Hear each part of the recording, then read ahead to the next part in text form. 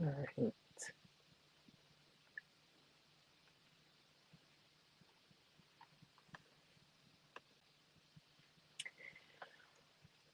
All right. Hello, everyone. Welcome, welcome, welcome. I'm sorry I'm late, guys.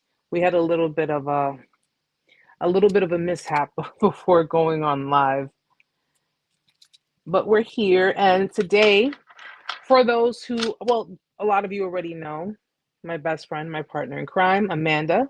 She's going to be joining us today. And of course, for those of you who don't know, this is my best friend Amanda, especially a lot of people on Facebook, because I know I'm streaming on Facebook and I'm streaming on YouTube live. Um, we are here today, guys. I hope you guys had a wonderful, wonderful Thanksgiving. Happy holidays to everyone. Hi, Stella. Hi, Sky. Hi, Robert. How are you? Thanks so much for being here, guys. To everyone, thanks so much for being here. But as I was saying, I hope you all had a wonderful Thanksgiving. We had a great time. We got stuffed, and I unfortunately had to go to work today, but I had to work it off. Hey, oh, how are you, sweetheart? So, guys, welcome to Narc Survival 101. For anyone who is new to the channel, my name is Erica. I am the creator of Narc Survival 101. I'm trying so hard to keep these platforms going and to, continue informing people who have gone through, a lot of crappy things within their relationships, whether it be their romantic relationships, or their family relationships. Um, I have to put this out there. I have been getting emails. I don't know how legit it is, guys, but I have been getting emails with regards to my channel, especially on Facebook.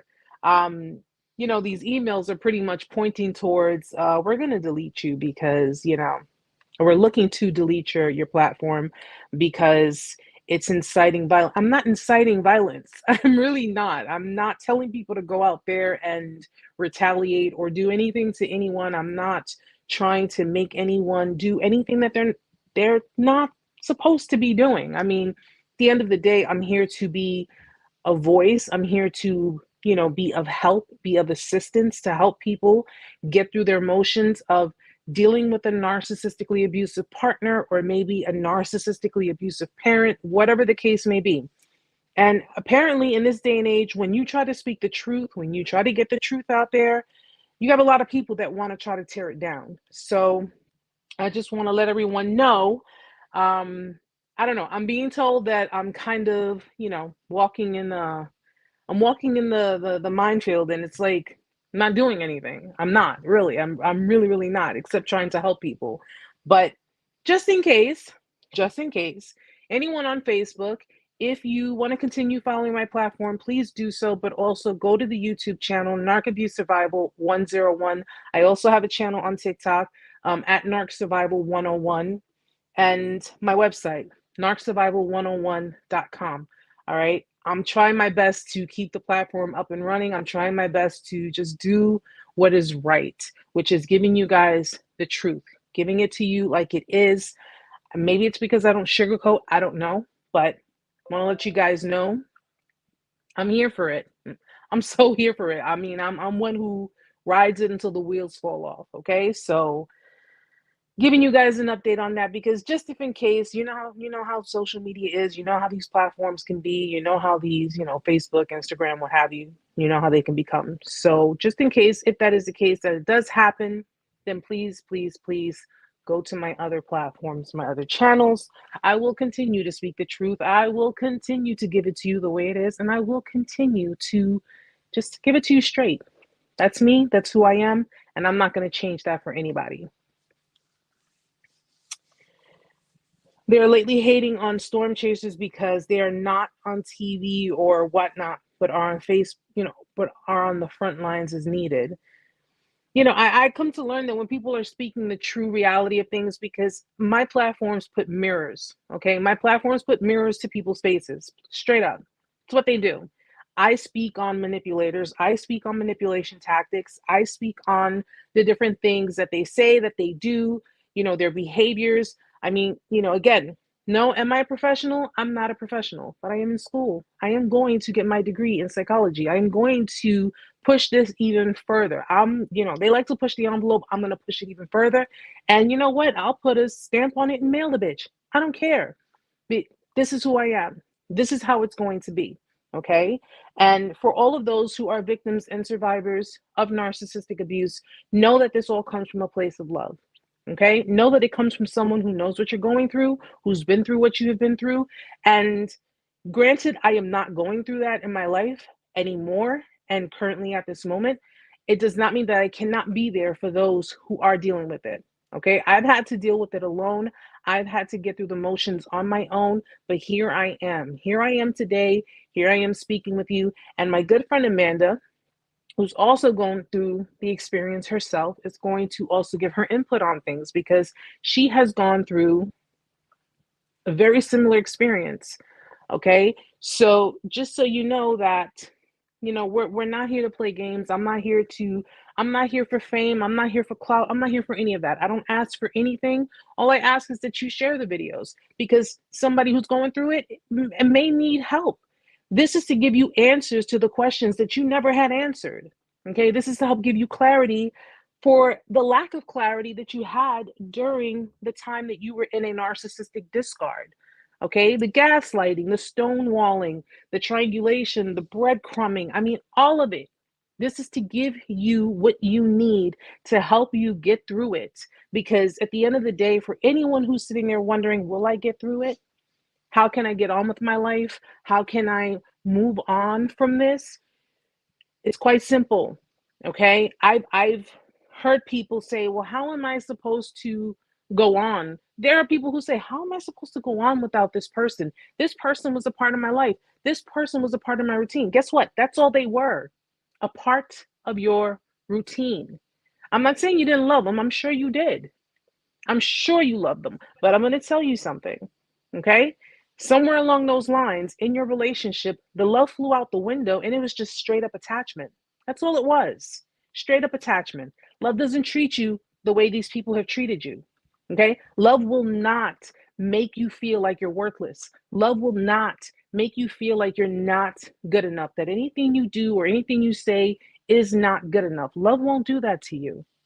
All right. These people are incapable of understanding your emotional needs simply because they were wired to be that way. Now, they have to go through their own healing. They have to go through their own help. And at the end of the day, we are not therapists. Okay. You did not get into a relationship to become someone's therapist. You did not get into the relationship to be someone's punching bag. You didn't get into the relationship for any of those things. You got into the relationship under false pretense. Number one, they falsely gave you the impression that they were emotionally and mentally equipped to sustain a relationship with you. Okay? They told you all the things you wanted to hear. They made you feel great about yourself. They made you feel good, especially in the beginning, because that's how it is. That's how it's always been with relationships, right? The honeymoon phase. They made you feel good about everything.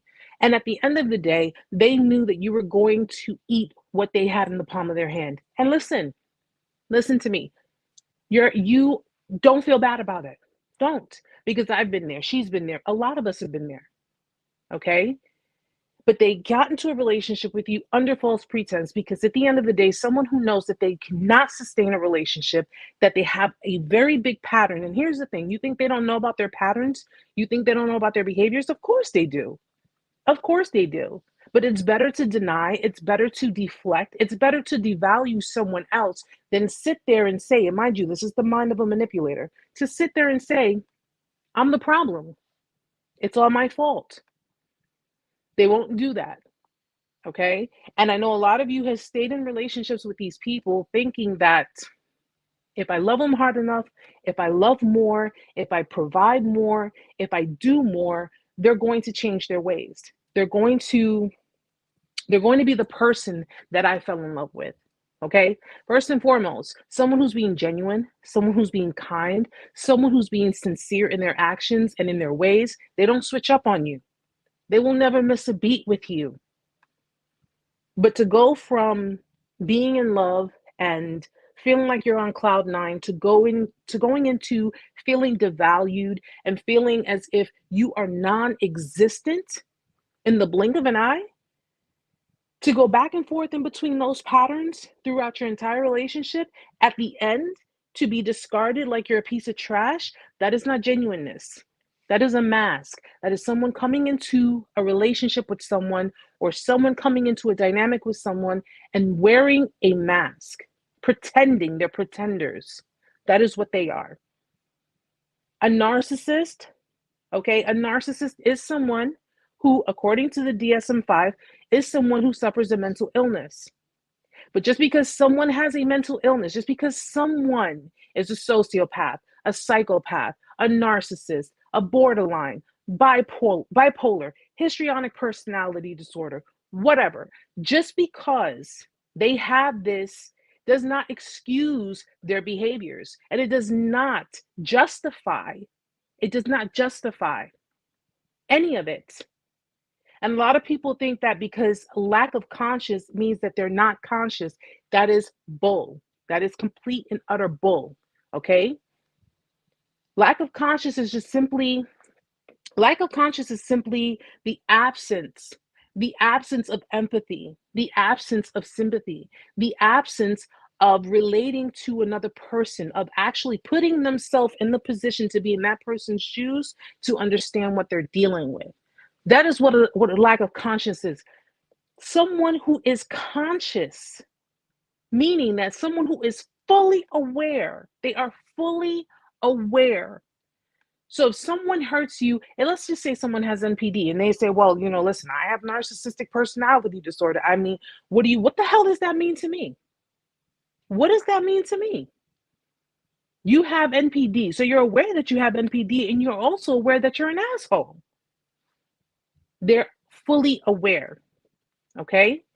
They are fully aware. So please understand, all right, that these people are aware of their actions. These people are aware of the pain that they have inflicted on you. They are aware of all of the things that they have done.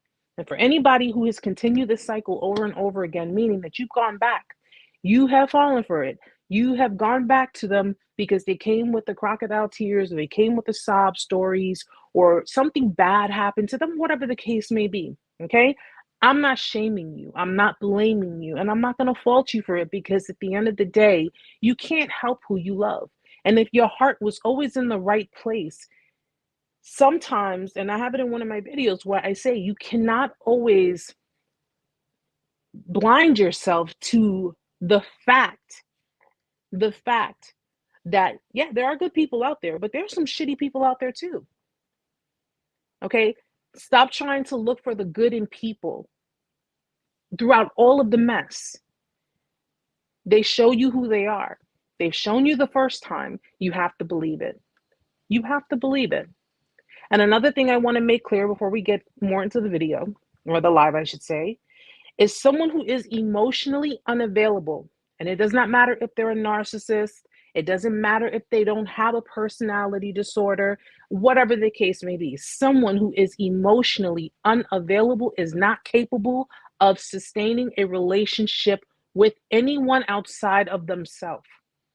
Okay? Someone who is emotionally unavailable, I've done a video on this, guys. Please check it out on the YouTube channel. Someone who is emotionally unavailable has a lot of baggage. They have a lot of trauma. They have baggage. They have a lot of issues. And I'm not saying that they're not good people, but what I'm saying is, if you think that you're going to find a relationship with someone who is not emotionally available, not emotionally ready, you will be like that hamster in the wheel going in circles. Okay? So if you are getting signs of someone who may be emotionally unavailable, it probably would be in your best interest to just cut it off. Just cut it off. Because at the end of the day, if someone comes to you and says, hey, I'm ready for a relationship, I'm ready to love, I'm ready to do all of these things, but yet they're not showing you in their actions, and they're not, and maybe they may start in the beginning, but then over time, it just kind of, it wanes out, and it's just, you're getting the shitty end of the stick. Listen, You have people out there in the world who will give you a whole song and dance simply because they want sex, simply because they want money, simply because they want something. They want the benefits of a relationship, but they don't want the responsibility and they don't want the title. Okay? Someone who's emotionally unavailable is not always a narcissist, but you can bet your ass that a narcissist is emotionally unavailable. And that has a lot to do with their environment, with their upbringing. Okay? They were trained to be this way. Now, let me just, in a way, I feel like my ex took things from me. He took my patience, he took my love, he took my sweet side for men, and he took my trust and sometimes took the hope of me being in a relationship again. That is that is a common effect of dealing with an emotional manipulator. Okay? That's a common effect. You become, when you're dealing with someone who is emotionally manipulative, all right? You don't know true from false anymore. You question yourself. You got to remember, if you dealt with someone who was emotionally manipulative towards you, you're dealing with someone who was trying to alter your reality, which is also altering your trust within yourself. All right. When they're gaslighting you, what are they doing? They're trying to project onto you. They're projecting onto you their own thoughts, their own opinions. They're projecting that onto you to get you to basically throw away what you originally feel, what you originally thought, and see it from their perspective. But never will they ever see it from yours. At the end of the day, they're pretty much giving you this illusion. Gaslighting is an illusion. That's all it is. It's pretty much, you're seeing things, you're noticing things, you're questioning things, right? Let me put this illusion in front of you. I'm going to put this illusion in front of you and make you question yourself. And oftentimes we fall for that. We question ourselves. Did I see that? Okay, maybe I did take that the wrong way. Or maybe I am being overbearing, or maybe I am being overly sensitive, or maybe I should have handled that a little bit differently. Okay? Or oftentimes they will, and this is just an emotional manipulator, this doesn't have to be a narcissist, but oftentimes they will lash out on you and make you feel guilty for reacting towards abusive behaviors. They'll make you feel guilty for reacting the way you have every right to react. So if you've ever found out they cheated on you, or if they were doing things that were completely disrespectful to you and your relationship, and you get pissed off. You get pissed off, you get angry, and you lash at them, which you have every right to do. They will flip it around on you. They will flip it around on you. You're toxic. You see, I can't talk to you because look at how you're getting. Well, if you want me to communicate with you, then you're going to have to calm down. They're basically making you appear as being irrational. Okay. They're making you appear as being irrational when you have every right to not only feel the way you do, but you have every right to react the way you do. How many of you have heard the term reactive abuse? I've never heard that term. Not until probably maybe last year or so, reactive abuse. And I'm like, but how is that even possible? How is abuse reactive? Abuse is an action, right?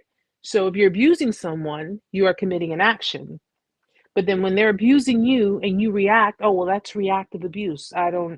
So because I'm pretty much standing up for myself and I'm cursing this person back and I'm dishing to them what they're dishing to me. And it doesn't even have to be like emotional abuse or anything, verbally, you can be cursing back and arguing. Well, that's reactive. No, that's another bullshit term for me. To each their own. For me, that's bullshit. I don't believe in reactive abuse. I believe in reacting towards the person who is abusing me, who is abusing their authority, who is abusing their position, who is abusing their power, who is abusing everything within this dynamic simply because they know that I love them and simply because they know that they're a shitty person, and yet I'm still here. They talk to me crappy, they treat me crappy, they make me feel insignificant, and yet I'm still here.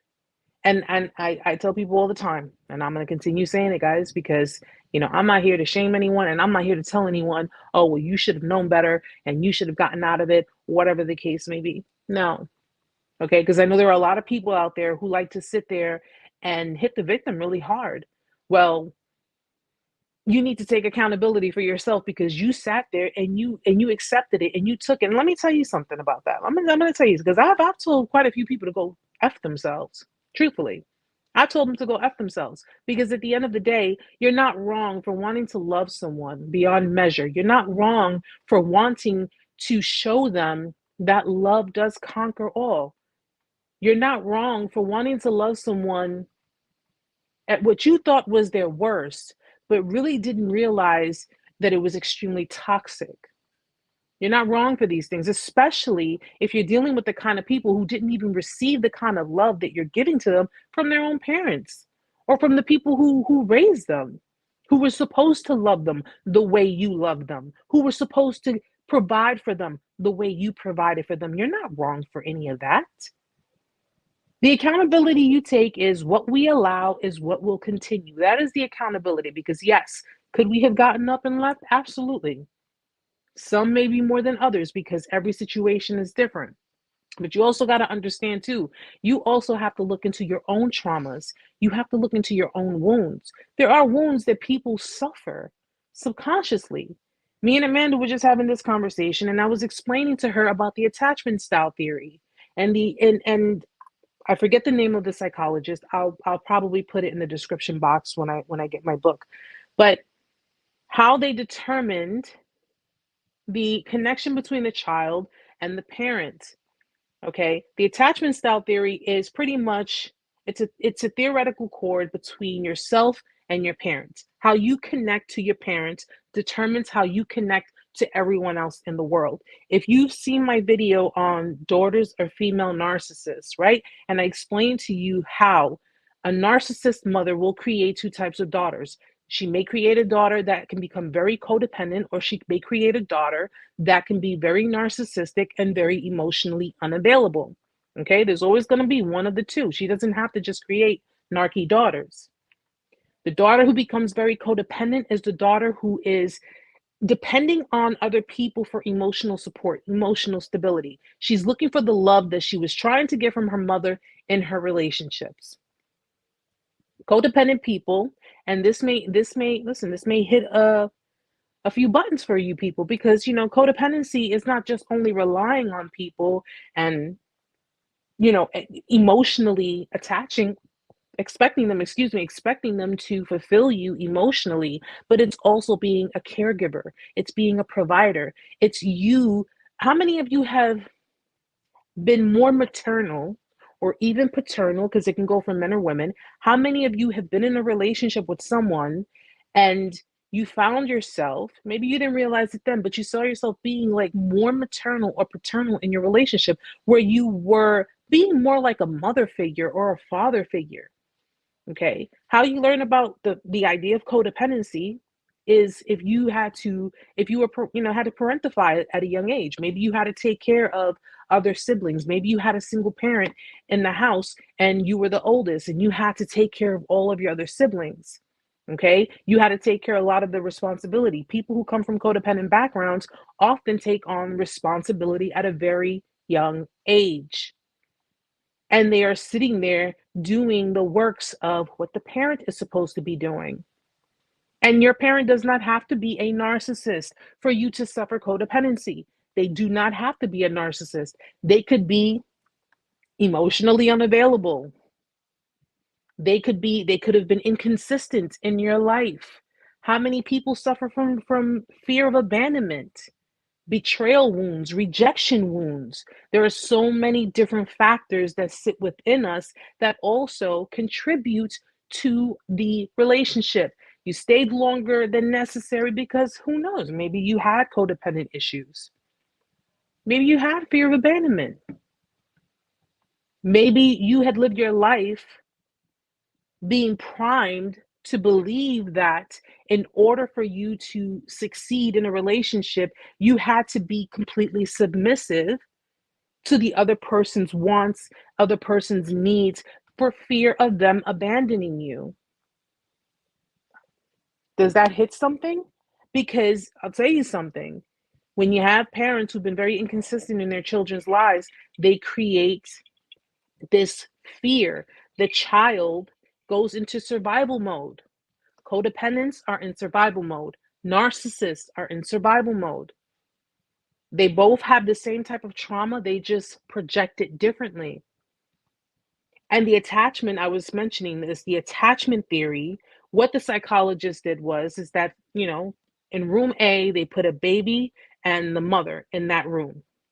Mom is playing with the baby is cool, gaga, whatever. Mom leaves the room, the baby becomes extremely anxious. Where's mom? Oh my God, where's mom? Mom left me. I'm by myself. And they become very, very anxious. Mom comes back into the room. The baby is calm again. The baby is relaxed because mom is here. Mom leaves the room. Boom, the baby becomes extremely anxious again. And this is back and forth, back and forth. So what the mom is doing is she's instilling the fear of abandonment. There is a fear of abandonment. There is a fear of rejection. Why doesn't my mom want me? Why doesn't my mom hold me? Why doesn't my mom take me with her? This is what's instilling in the child. And what children, come on, infants, they're not going to know this. This is all subconscious, which is why when we enter in the relationships that we do that are unhealthy for us, that they're inconsistent with us, that they are not there for us, that they are treating us however way they want to, is because, yes, we do enable because we fear abandonment. We enable these behaviors because we fear that they're going to leave us behind. This is important that you guys look up your attachment styles. Extremely important. That subconscious thinking from infant up until probably, I want to say maybe 4 or 5 years old. If that gets embedded, if that is pretty much seared in the child's brain, they're going to live their life in fear of abandonment. They're going to live their life trying to prove themselves so that way they can be accepted, so that way they can be loved, they can feel loved. Now, the other child in room B, mom goes into the room, plays with the kid. Okay, cool. Mom leaves the room. Kid looks around. Oh, mom's not here. Okay. No reaction. There's no anxiety. There's nothing. Mom comes back into the room. Child looks at the mother like, okay. Mom goes out of the room. Child yet again. No reaction, no anxiety, no fear. What the child is doing is the child is creating this hard shell. This is how narcissists are. This is pretty much like the base, creating a hard shell. You know something? Yeah, no, because you're back and forth, you're in and out. I'm going to be self-sufficient. I'm going to do. This is how they create detachment, okay? Where they're emotionally detached because they don't trust people. Now, as I don't trust them, I don't trust anyone because anyone who comes into my life, they're going to leave anyway. And this all started with mom. Or maybe dad. It could be either parent, but in the case study, it was with a mother and her child. And people wonder, hi, Shao794. Hi, Marissa. And people wonder to themselves, or they wonder about other people. Well, how did they get this way? How did I get this way? And there's a lot more into it. There's a lot more about it. This is why I'm studying psychology. This is why I'm trying to get more into the deep root of the problem. But I want survivors and I want victims to understand. I want them to know that listen, you do not need to feel ashamed. You do not need to feel like, oh, everybody's blaming me. Screw them. Screw them. Okay, because nobody's walked in your shoes. Nobody has seen what you have gone through. Because I don't know if people notice or not, but manipulators, they usually like to abuse in private. I'm just saying. They like to abuse in private. Okay, they do everything behind closed doors. And then when you're in public, you have that image. You got to make sure nobody knows what's going on in your relationship. And you have to keep a pristine image.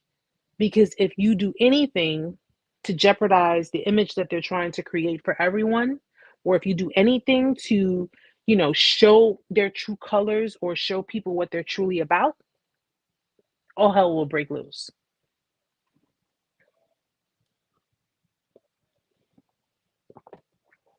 Millie says, Eric, I have the problem. I suffer from BPD. It's a horrible feeling. The fear of being alone. I'm sorry, feeling alone. I stay when deep inside I don't want, but out of fear, I do. And you know something, and I want people to understand borderline personality disorder. I am somewhat familiar with it and I'm still learning about it. And I'm still going into it. Borderline personality disorder, which is also under the cluster B category, which is with NPD, narcissistic personality disorder, ASPD, antisocial personality disorder, and histrionic personality disorder.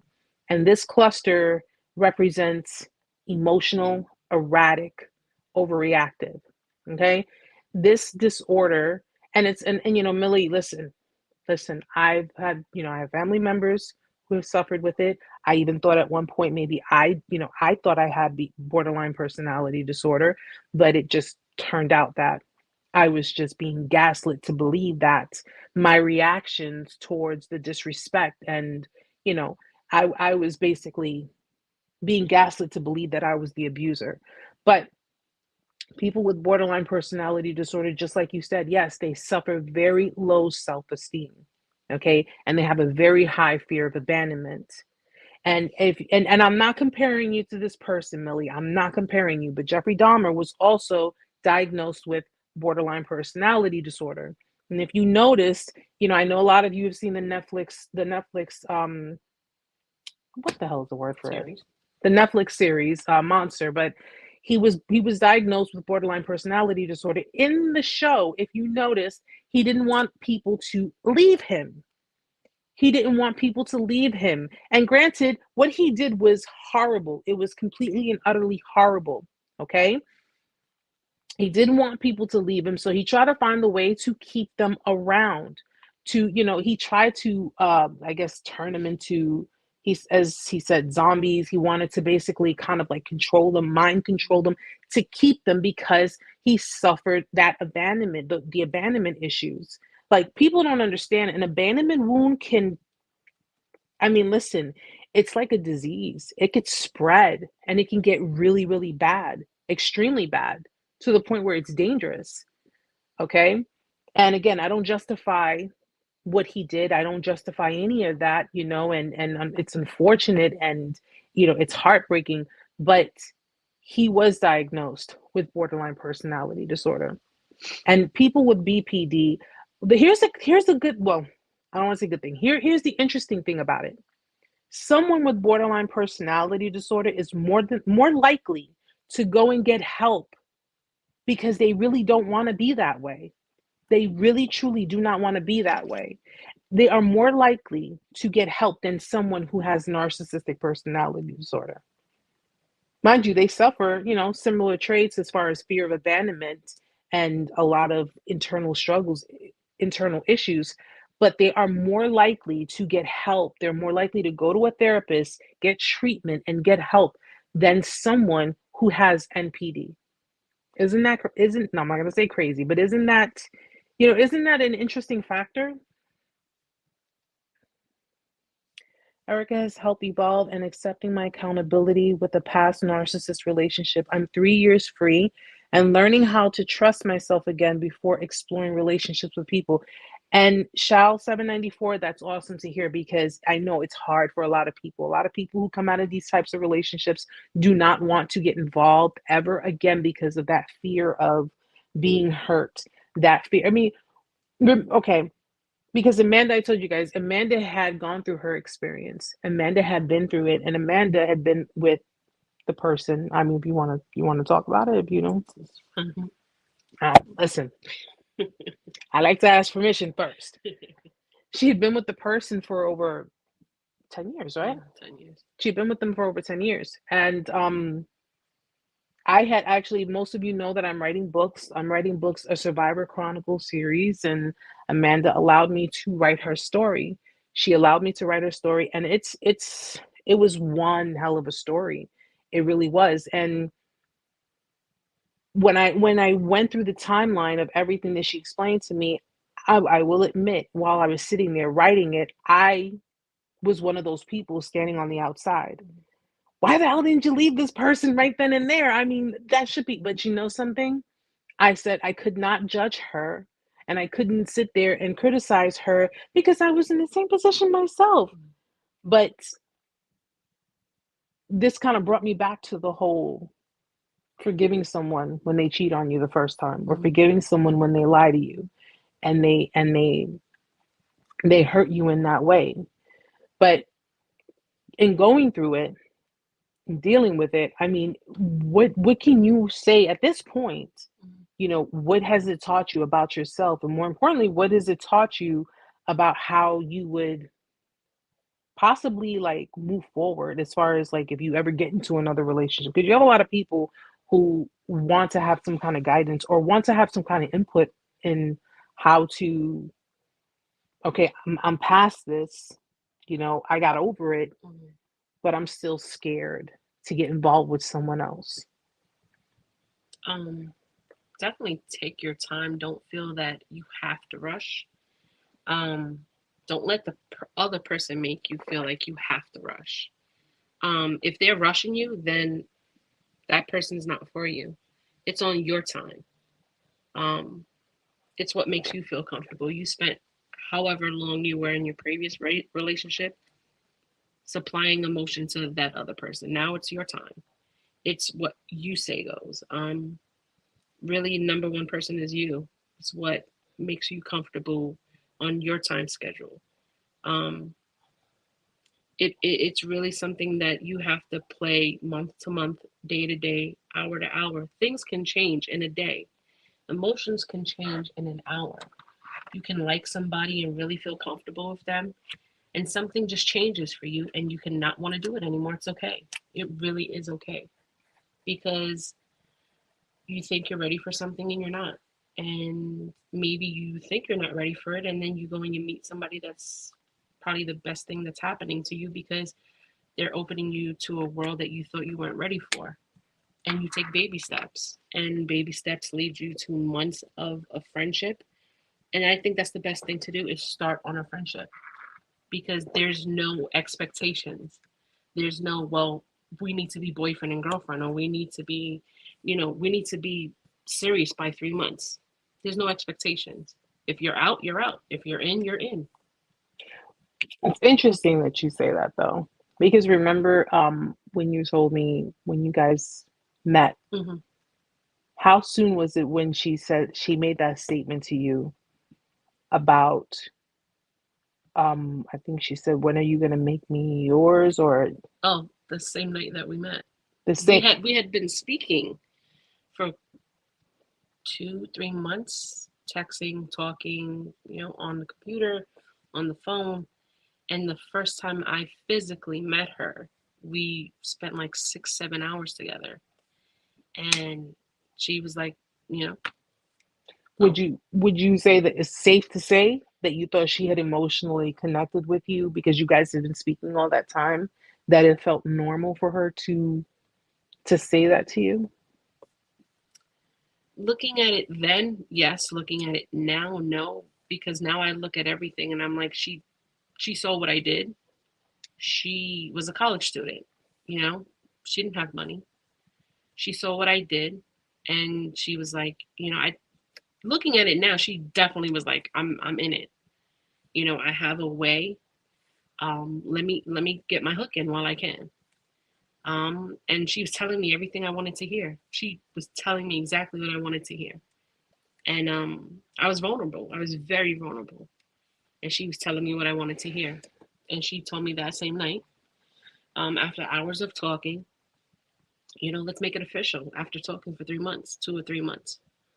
Not official, but like, she wanted to be exclusive. Knowing in the background, that's not really what it was. But she was like, I'm coming home for the winter, we'll see each other more every day. And she was giving me the impression that we were going to be exclusive after 4, 5, 6 hours of just being with each other.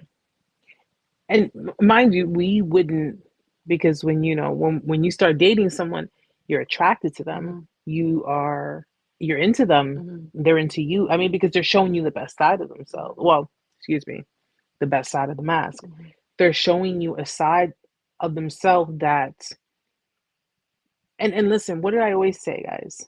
What do I always say? When these people that you came across them when you were probably going through some stuff in your own life. When you were dealing with some stuff in your own life. Maybe you were in your own little dark, your dark place, or you were, and if everyone knows that with narcissistic people, they overlap. They like to overlap. They like to go from, they like to basically not end one relationship until they've started another one. Okay. And it's safe to say that that's how it started when you guys first started talking. When I first met her, she was in a relationship. I knew she was because she told me she was.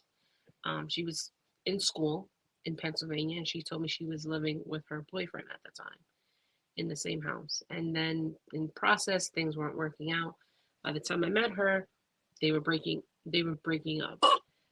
And he was gonna move out, find his own place. In the midst of that, he also lived in New York, so he was going to come back home to New York and stay back with his mother. So she was giving me all the things of, well, he's going away, we're breaking up, I'm going to have nothing to do with him. Again, me and you exclusive. Come to find out, while her own process of coming home, that wasn't the process, was he was still living there. There was still communication, there were still things going on. And when she was coming home, he was coming home. So she was pretty much telling you one thing, but probably telling him something else. And at that point in time, did you just think about just ending things? Like, no, I didn't know. And then that's when I told you, when she did come back that second time, was when I met her in Long Island City, when I found out. And that's when she told me the relationship was officially over. And having that was one of the first big things of a big life experience. And then that was our first really big disconnection. And that's been, that was the first thing of, I'm a stranger to you. I'm a complete stranger to you. I'm encountering a part in your life where, I've never experienced this. And, I don't know how to handle this. And she pushed me away, and I should have ran. I seriously should have just turned around and ran. But I think, and this is what I explained to Amanda, because when she went over everything with me, I explained to, and it's something that I've mentioned to a lot of people. The first time you let them get away with something, the very first time, it doesn't matter how small or how big it is, it's like they already know. They already know. Well, you were willing, you accepted this. I did all of this. You should have walked away. You should have just discarded me. You should have done all of these things. And because I tell people, they don't know if you're codependent. They don't know if you are, if you have fear of abandonment. They don't know any of those things. But your reactions, your responses towards their actions would help them. It's like a guide for them. It's a guide for them. Okay, guys? How you respond and how you react to certain things is like a manual for them. It definitely is, because they ask a lot of questions. She definitely did ask me a lot of questions. What do you like? What are you this? What are you that? What did you like in school? And it was a lot of, it was like she was taking mental notes. But in that time, you took it as her getting to know you. I definitely didn't. I didn't take it. She was interested in knowing about you. Definitely didn't. didn't take it as you're trying to figure me out to keep it as in the back pocket. Um, I think you said it before. It was just like, where did she come from? Because she was saying the right things. She was doing the right things. Everything that I spoke about, things that I mentioned, started popping up. Mm-hmm. Things that I liked started popping up. She started playing music that I liked, started wearing things that I liked because I mentioned that I liked them. So she was conforming to things that appeal to me because Excuse me. I just want to make a quick mention about this because I'm sure. Hey, Butch. I'm sure that a lot of people, because people who are codependent, mm, they're the givers. All right. Especially if you're very giving, you like to give, give, give, mm-hmm, give. Excuse me. And people, narcissistic people, narcissists, when it comes to the love bombing stage, that's also what they do. They give, give, give. They'll give, they'll give. It may seem overwhelming. Codependents do the same thing because they're seeking approval. mm-hmm, Narcissists do it because they're seeking, your trust, mm-hmm, your confidence in them. They want you to be enamored with them. They want you to be, in a way, obsessed with them. They want you to be all of these things. Codependents do pretty much it's the same thing. This is why I say be very careful on how you got to pay attention to the patterns, because again, both are in survival mode. Okay, but one is the constant giver, the constant doer, the people pleaser. One is, the one that will just take it all in and continue, especially if, in dealing with a narcissist and codependence. A narcissist can treat a codependent like pure and utter crap, mm-hmm. and that is triggering a wound in that person that'll bring them back to a memory subconsciously. It's crazy, subconsciously, and that'll bring them back to a memory, maybe sometime in their childhood. But it's so weird because you say it often and you say it a lot. And again, coming back to being how many years later and not seeing it for what it was. Mm-hmm. And again, there were many tons of people that were telling me it didn't look right. She had a horrible relationship with her mother. Horrible relationship with her mother. But she was the apple of her father's eye. Like I told you, Mm-hmm. her parents were divorced. Horrible relationship with her biological mother. Couldn't stand her mother. But looking at it now, her behaviors were an instant reflection of her mother. Of course. Instant reflection. Of course. She basically adopted Mm-hmm. the behaviors, the Mm-hmm. patterns of her mother. Mm-hmm.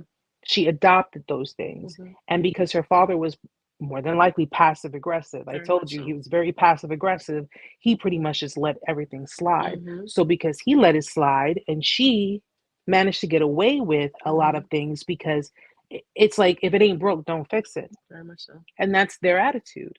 And that's their attitude about it. This is what I say, again, her mother doesn't have to be a narcissist. However, if her mother is emotionally detached, if her mother did not create boundaries, did not create the kind of environment Mm-hmm.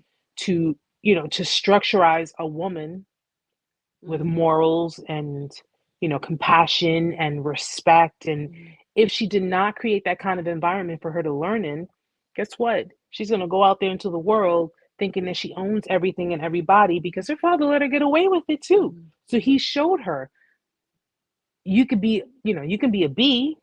I'm not going to say or do anything about I'm it. not going to hold you accountable for your behaviors towards people. And with her going through going through this with you, Mm-hmm. because again, in the beginning, you allowed this to happen, which, Mm-hmm. listen, it is what it is. It happened, but because of the fact that, and that's why I tell people no contact is extremely important. I don't care how hard it is. Mm-hmm. It's extremely hard. It's hard to stay no contact. It's hard to stay away. It's hard to stay away from wanting to see what's going on, wanting to see what they're doing. Matter of fact, I want to talk about the discard, because I'm sure in the discard, a lot of this that I have, I wrote some notes down, guys, She because didn't write notes. She wrote an essay. I wrote notes down. She I'm wrote an essay. old and I got a lot more writing assignments to do, so I had to make sure I kept my mind focused. But within the discard, we have triangulation, stonewalling, gaslighting, breadcrumbing. Okay, a lot of you are familiar with these terms. A lot of you are familiar with these terms. Triangulation. Triangulation is what? When they use a third party. They keep you around and they keep their new supply around so that they have full-fledged access to you and their new supply to benefit them. Right. And what they do is also they create these, triangulation could be a number of things that were in your relationship. She could have said something, she could have expressed something in your relationship that kind of like instantly triggered your insecurity or try to make you jealous. Okay. If there was anything like, for example, if she said somebody flirted with her at work or, It's constant. yeah, I mentioned that to you. That's triangulation, where she's basically trying to give you that, well, this is, like it's kind of like subtly letting you know you better realize what it is you have because someone else could easily take it away from you, right? Trying to instill that jealousy so that way it'll prompt you to do more. Okay. Another form of triangulation is pitting people against each other to compete. Okay. Narcissists like to have people competing for them. All right. And that's simply because they need their ego stroke. They need to feel that's their form of validation. I need my ego stroke. So let me make these people fight over me. Okay. Or let me put up a provocative picture and know that you're going to see that, whether you're together or not, but know that you're going to see that. And you're going to see tons of people, their harem, commenting on their pictures. It's going to do something to you. It's going to make you feel some kind of way. They know that. That is also triangulation. Okay. Stonewalling. Stonewalling is where I don't owe you anything. I don't owe you an explanation. Okay. You don't talk to me that way. I'm an adult. Okay. But you want answers. You want clarity on a situation. You want something on a matter that you really feel that, listen, what do you have to say about this? I don't owe you shit. They dismiss you. They completely dismiss you. They withhold information. They won't answer your questions. And of course, it's similar to silent treatment because the silent treatment is pretty much, I'm not saying a damn thing to you. She would turn off her phone or drive off. Yeah. Silent treatment used in a relationship. Silent treatment used in the relationship, and we'll talk about the discard, but in the relationship is when they want something. It's when they want something. That is, first of all, nobody likes the silent treatment. Nobody. This is why I told you, effective communication, right? No one likes the silent treatment because the silent treatment is pretty much a way to make you come out of it's pretty much to bring your guard down, to bring your boundaries down, to cross your own boundaries so that way you can tend to them. You can tend to their needs, you can tend to their wants. And even so, in a discard, silent treatment is a way to get your juices flowing. It's to get you to be more reactive. It's a way to make you jump out of character. So if they're giving you the silent treatment, but they're making it blatantly obvious that they are not giving anyone else the silent treatment, this is a way to get you to react, to respond, where you may just jump on your phone and send them text messages. What are you doing? I mean, how could you be this way? Or you're sending the messages on their DMs or in their social media or what have you. And this pretty much fills up the agenda because that's exactly what it is. It's an agenda. And it basically gives them it's like this platform that they can use against you. And they can show everyone, they can show other people. I listen, I don't know if my ex ever showed people my text messages. I mean, he always came out to be a private type of person. Like he really didn't want anybody seeing or knowing anything. But you have people who are very narcissistic that will, take your text messages, take your whatever you send them, and like show it to other people and be like, look, see my ex is crazy. See what they're saying, see what they're doing. This is what they're doing. And let me make something. I want to make a point here, guys. And I said it to myself to make a point. Let me explain something here, okay? Before anyone comes to me and says, Erica, take that speck out of your eye. First of all, I never claimed to be a saint in my life. Okay? Never claimed to be a saint. Am I a good person? Absolutely. Was I codependent? Of course. Did I live in survival mode? Yes, I did. And let me tell you right now, and I'll make this perfectly clear so everyone understands me because this is how honest I am with you. I'm sure myself, much like a lot of other people, have done things in their past I'm not so proud of. Okay? We've all done things. And if you were ever in survival mode If you were ever in a position to have to do something, or you felt you had to do something, even though there is no justifying it, what makes us different from them is that we take accountability. And not only have I taken accountability, but I made amends with everyone who I've ever wronged or whoever felt that I wronged them. Okay. I'm not going to say, oh, well, I made accountability with people who felt that I wronged them, because that would still be deflection. I basically made amends with a lot of people. No, not a lot of people, because to be quite honest with you, if I was a bitch towards people, a lot of them did deserve it. I'm not going to deny that. Okay. But at the end of the day, I'm no hypocrite. I'm not going to sit here and say, oh, well, thou shalt not do this and thou shalt not do that, knowing damn well that I didn't clear up any karma from my past. Oh, no, no, it don't work that way.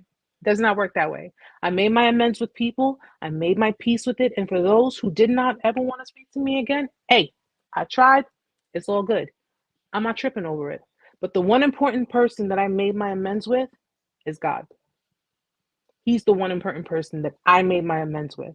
And at the end of the day, I decided, because I've always been a good person.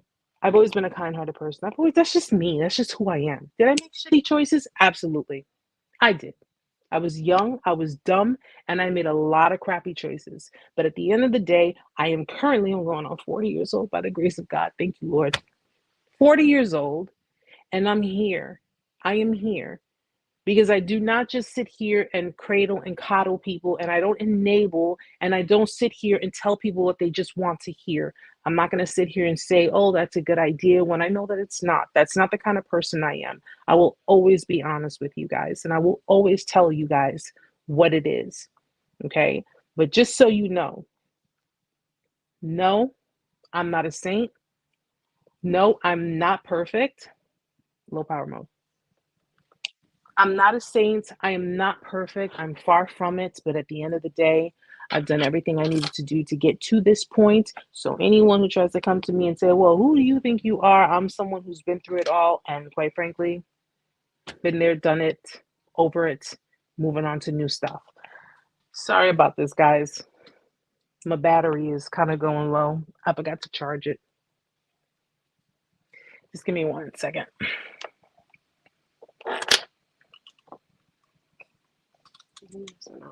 Why are you always messing up? We gotta hold the phone. There you go. But yes. Okay. I think they can see us. It's fine. But yes, during a discard, triangulation, someone mentioned triangulation is also a way to get new supply, which is also true. Silent treatment. Hold on 1 second. Silent treatment is used to punish you too. That's what my ex did. They used the silent treatment to punish you. And sometimes, you didn't have to do anything. You could have been having a great day. You could have been having a really great day. Just, everything's cool, everything's moving, flowing for you. But because they're having a crappy day, or because misery loves company and you're simply not trying to, be a part of that, they will give you the silent treatment to make you feel crappy about something that is non-existent, and then have you sit there questioning yourself, well, what did I do? Why are you giving me the silent treatment? What did I do? Did I say something wrong? Did I do something wrong? And oftentimes, some of them may not, but oftentimes they may even say, well, what is it that you think you did? Like trying to use that reverse psychology on you. What is it you think you did? I used to hate that. I am not even gonna lie. I used to hate that. Well, what do you think you did? Or I would get the attitude. I would get like the, we're going to have a discussion. We're going to sit down and have a little discussion. I'm like, about what? Like, what's the problem? What's going on? Oh, well, you'll find out. You'll find out. I'm like, making up and this is all because oftentimes narcissists, they are probably, I would say, besides schizoid or maybe schizotypal, narcissists have a very paranoid personality.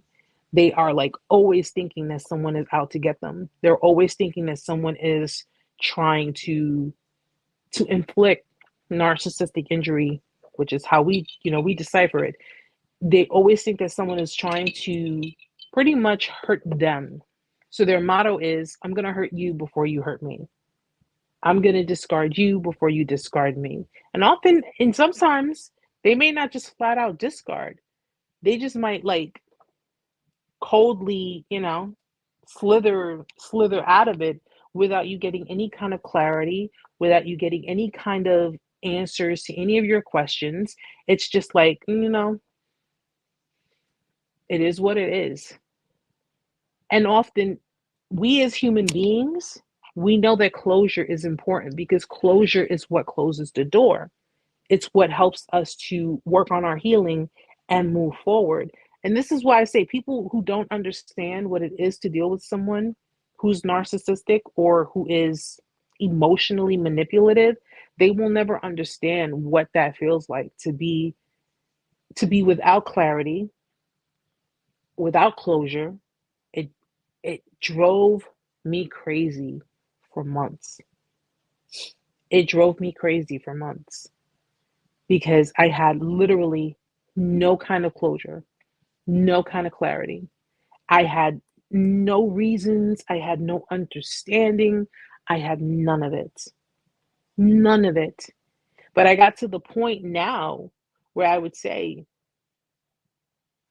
the reasons don't matter to me anymore. It's not the reasons that should matter to you guys. It's not the reasons why they did it. It's not. It's that disrespectful bullshit in between that you should really be more concerned with. Because they can give you all types of reasons every which way from Tuesday, and it won't make a difference. None of it will make a difference. But it's that disrespect. It's that blatant disregard. It's that, what is it? An acknowledgement, awareness of what they were doing. That is what your closure is. Your closure is understanding that these people had no regard for you, that they had nothing but disrespect for you. It didn't matter how much of a good person you were. It did not matter how much you contributed to your relationship. The mere fact that they were willing to disrespect you, degrade you, discard you, disregard you the way that they did, that is your closure. And you get to that point that the reason why they did it just doesn't matter anymore. Like, and that's what I got to that point where I'm like, what do I care what the reason is? Because if I sit here waiting for a reason, I'm trying to find a way to justify their behaviors. The reasons don't matter. The reasons do not matter. And it took me a while to understand that because I spent months trying to understand. And I was rationalizing. I did what a lot of people did. I was rationalizing. I was like, okay, maybe I was acting a little bit too much. Maybe I was like this, or maybe I was like that. But you know something? It really wouldn't matter why you did what you did. Because then me having to sit here and say, I need to understand the reasons why, though. What does it matter?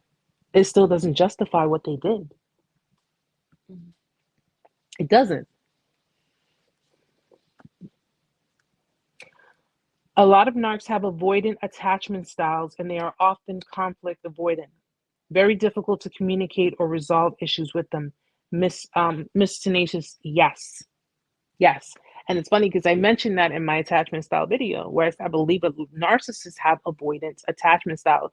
Guys, please check your attachment styles. When I did mine, I was insecure, preoccupied attachment style, which was beyond codependency. I was like with so much fear. I had so much fear of abandonment, fear of being just alone. I was so scared to be alone. And it wasn't of course it wasn't the matter of having someone just be in my bed and be in my life and be in my home. It was the fear of losing the person that I was in love with. It was the fear of losing them to the point that I was willing to accept their mistreatment. I was willing to accept that. I was willing to accept being an emotional punching bag. Simply because I didn't. You want to go throw some cold water in your face? No lie. Could you not? No. I'm not nodding off. I'm wide awake. I'm just yawning internally. I'm wide awake. I'm not nodding off. Yeah, okay. But it was my fear of being let go, being left, being, just being without that person. And then the whole separation anxiety kicked in, the withdrawals were kicking in. I know a lot of you are familiar with the withdrawals. I had 3 a.m. withdrawal moments where I would be just, jumping. Like I would be so jumpy in my bed, I couldn't even sleep. And when I could finally fall asleep, it was like the crack of dawn. Like, and I could not understand why I was dealing, like, why am I feeling this way? I'd never had experienced anything like this before. Why am I feeling this way now? I just don't understand. But these people are who they are. They are who they are. And you could spend, for those who are going through the motions or not familiar with how, what it is that they're doing, you could spend your entire life trying to compensate for what other people were supposed to do in their lives. You could spend your entire life trying to do that, but I'm going to tell you right now, you'd be wasting a lot of your time and you'd be wasting a lot of your life. I'm not saying these people were never worthy of love. I'm not saying that. They, of course they were. They were supposed to have been given that at a very young age. But at the end of the day, you have a grown ass adult woman or a grown ass adult male doing all of these, horrible things with these really screwed up, messed up behaviors, won't take accountability for their actions, won't say, well, listen, I was wrong and I'm sorry and I want to change. I really want to genuinely change. They won't do those things. They will not do those things. They will continuously be who they are. It's embedded in their DNA. It's embedded in, it's in their mind. That's just who they are. But that doesn't mean that's who you have to be, and that doesn't mean that's who you have to be with. Breadcrumbing. Breadcrumbing is sporadic communication, right? Breadcrumbing is where they're like, it's back and forth, in and out. Maybe they'll text you on Monday.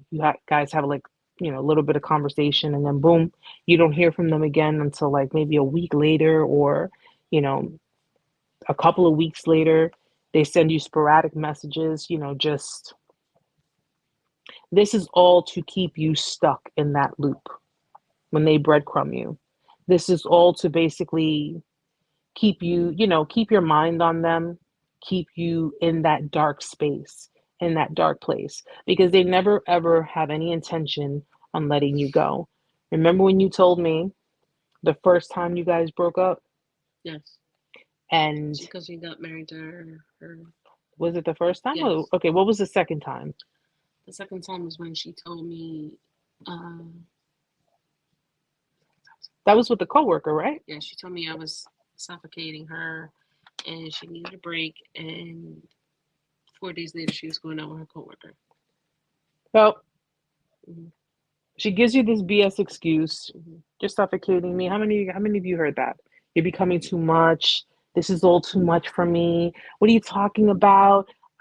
Because I did the same thing. I asked them the same question. Are you talking to somebody else? Like, all you gotta do is just tell me. You know what I'm saying? I never understood that. It's gonna hurt like hell, but at least I know the truth, But they'll tell you, I'm not talking to anyone else. I'm not dealing with anyone else. I would never do that to you, and all this BS. And then boom, a couple of days later, you find out, boom, she's dating a coworker. So she ended up discarding you to go the first time. Mind you guys, she says she's completely okay with expressing her story. We're just, we're keeping things anonymous, as far as like names and things like that for, obvious reasons. But I mean, that's the point. I don't give a shit. I'll say names too, huh? Yeah, no, we're not going to do that. But the first time she was discarded for, the ex-boyfriend, and that she actually ended up marrying that ex-boyfriend, and that didn't last very long, right? She got married. She got pregnant. Then it was annulled. But how long was that? 4 months. Because that was about 4 months. He went into boot camp. So she came. And here's the thing: he went to boot camp. Right. So she knew he wasn't going to be around. He wasn't going to be there to give her the attention. She found out he was cheating while she was pregnant. She found out he was cheating because the girl he was cheating with was related to a family friend of mine. She realized this because the girl he was cheating with, back then it was MySpace, had the same last name as a friend, the family friend that was on my MySpace page. So she went to this friend's, my family member's MySpace page. That girl was on her MySpace page. And she was like, Yep. It's, are you serious? And I'm like, she's like, do you know her? I'm like, I don't know that girl, but I know her. And she was like, how do you know her? I'm like, that's a family friend, my parents' friend. And she's like, oh, they're related. I'm like, okay, I guess they're related. And then she told me that that's who her husband was cheating with. While he's in the military, he's sending her money to her kids. And I'm like, okay. Then she comes back. The marriage is annulled. Who is she hitting up? She's hitting me up. She's hitting you up. And then you guys get back together. Mm-hmm. So, and mind you, she's pregnant. She had a miscarriage. She ended up having a miscarriage, Right. which I don't wish that on anybody. Mm-hmm. I do not wish that on anybody. But I explained to Amanda, I would never wish a miscarriage on anyone. But you know something? I've always been a very firm believer that, I've said it before, I'll say it again. Parents, if you're not going to be she wasn't going to be an emotionally Mm-hmm. available parent. She wasn't going to be the parent that child needed. Mm-hmm. You know what I'm saying? And at the end of the day, it's so painful because that child, that child could have been brought into this world, but I guess there's a reason why it didn't happen that way. And there's no doubt in my mind that if she would have had that child would have been just like her. That child would have been just like her. To think about it, knowing that child, if that child would have been a part of the relationship, because right after that was when she got back with me, and then it was on and off a little bit, but she wasn't with anybody else. And then we'll move forward to it though. So afterwards, she gets on her shit again. Mm-hmm. This is becoming too much. You're becoming clingy. You're this, you're that, blah, blah, blah. All that bullshit that I'm sure a lot of you have already heard. I'm sure a lot of you have already heard this nonsense, okay? And you find out that she later on was dealing with her coworker. Right. Then, so, Amanda does the reasonable thing, which is what a lot of us would have probably done. Mm-hmm. We hook up with someone else. Mm-hmm. I mean, listen, it happens, right?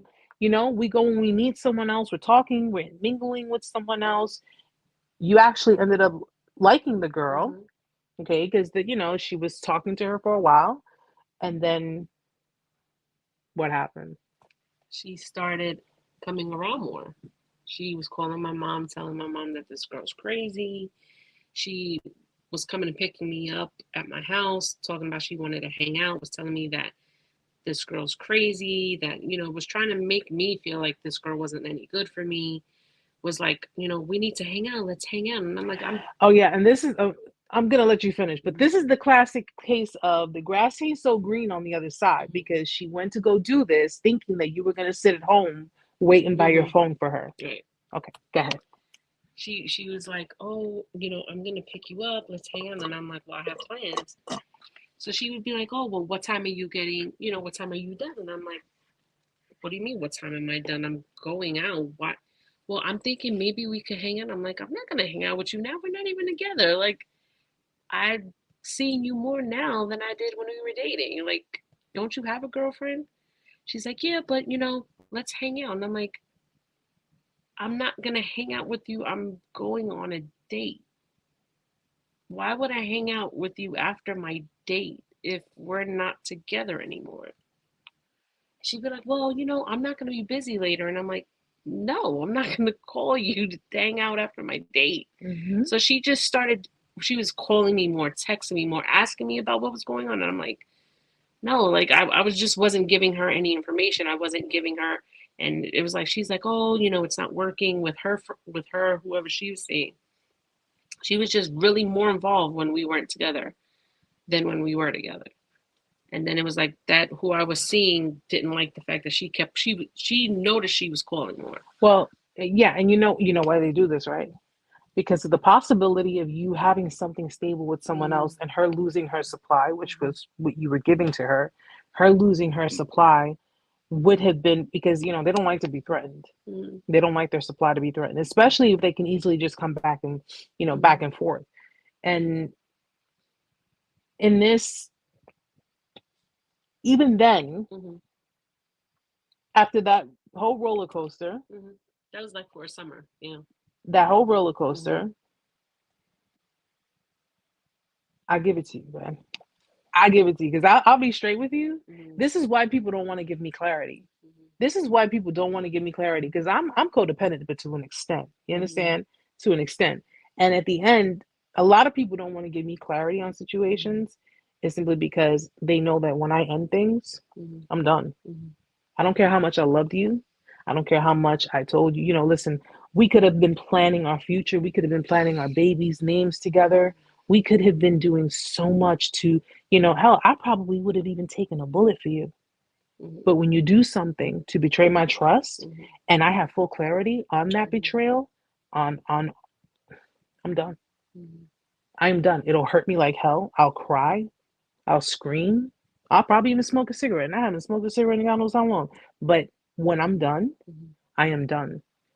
That's why they don't want to give you clarity, And I think that in dealing with, what you had gone through, because you know me, I mean, I always keep it 100 with you. And I told you, I'm not going to judge you based on that because, a lot of different people deal with different situations, and at the end of the day, compared to where you were after the final, because mind you guys, they were together, they were married for. We were together for 10 plus years. We were married for 6 years. Well, legally, we were still married for almost 8 years. But before I left, we were married for 6. 6 years. Married for 6 years. They were together for over a decade, and when people often, they ask, why did they get married? Why did they get married? Because they have their personal, what's the word for it? They have their personal toy, because in the end, if you notice how possessive, like in the beginning, even before that, when you started mingling with other people and you started socializing and, it's like we reversed somewhere in the middle. I was very possessive. I was very, who you talking to? Who's that? And I was very possessive of, why you talking to him? Why you this? Why you that? Who's that? Who's this? Who's that? And she liked that because I was in a sense, I wasn't saying you're mine, but I don't like that he's flirting with you. And she would tell me, but I'm getting my filter changed. And I'm like, but you don't need to flirt to get your filter changed. Just pay for it. Just pay for your filter to be changed because he's going to expect something now. Just pay for it to get changed. Then it came to a point that I stopped caring. Like, do what you want. I'm not going to stress myself over that. Then it was like, she would say to me, when we were living together, I would get dressed and she'd be like, where you going? I'm going to the store. Why you dressed like that for? I'm going to the store. Well, I look like this, you look like that. Who you going to see in the street? I'm going to the supermarket up the block. What do you mean? Who am I going to see? Well, I got to go back inside and change. No, you don't. But because you know what it is? When you stop being possessive, insecure, jealous, when you stop being these things, they think in their mind that you're doing something. Well, she would complain a lot. Like, I think we mentioned a time before, they always up the ante on what you can do for them. because I always provided things for her. I always felt like I had to get her things and do things for her.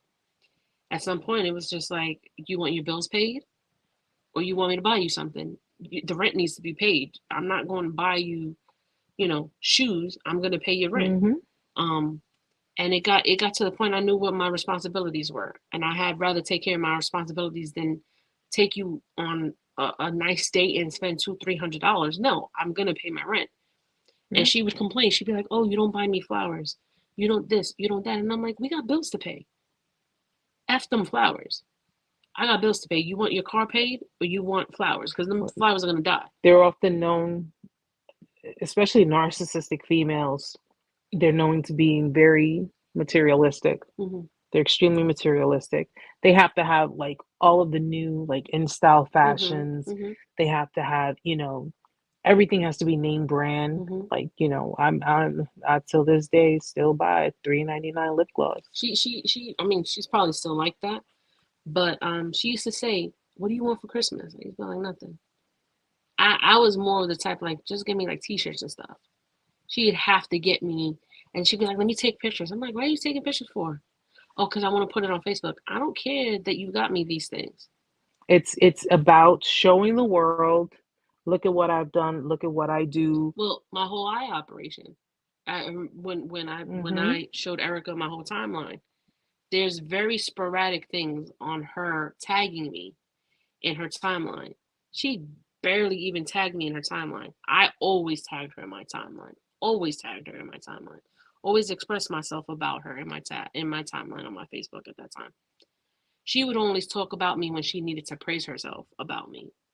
Like she did something for me. She was taking care of me about something. She never Look just at talked me. about me. Look at me. Look at what I'm doing for my Right. wife. Mm-hmm. It wasn't just talking about me. It was she had to say what she was doing for me or taking me somewhere. It wasn't just Mm-hmm. speaking about me. I always talked about her. I always talked about how I felt about her. Always doing that. And I remember when you went through it, you were like, take your phone, take your phone. I can't look at this anymore. Because it was just for the fact that hers was very spotty. Mine would be like, 2-3 days behind. And, she was like, "You never had a problem talking about her." I was like, "No, I never have a problem talking about her. It was just my eye operation." From what I told her to what she posted on those same days, it was like she was barely there physically, but she acted like she was there every day. Well, that's the common thing. They can't take criticism. Mm-hmm. So she has to, being your wife, even though she didn't want to really be there, Mm-hmm. even though it's like, oh God, it's cutting into my time. Like, Mm-hmm. it's kind of like, oh God, why did you have to have cancer? You know what I'm saying? It's Mm-hmm. if someone gets sick or if something happens, and you have a debilitating Mm-hmm. disease or whatever, it's like, oh God, this is like so not falling into my plans. Mm-hmm. And but they will go online And take complete and praise for you. take and be like, "Oh, I'm at the hospital with my wife. Oh my God." And they'll sit and put a prayer, they'll put a hymn, they'll put everything on there. Like, "Oh, peace and love and light, and Lord, I'm the child of God and all that." Because yeah, believe it or not, guys, narcissists exist in the church too.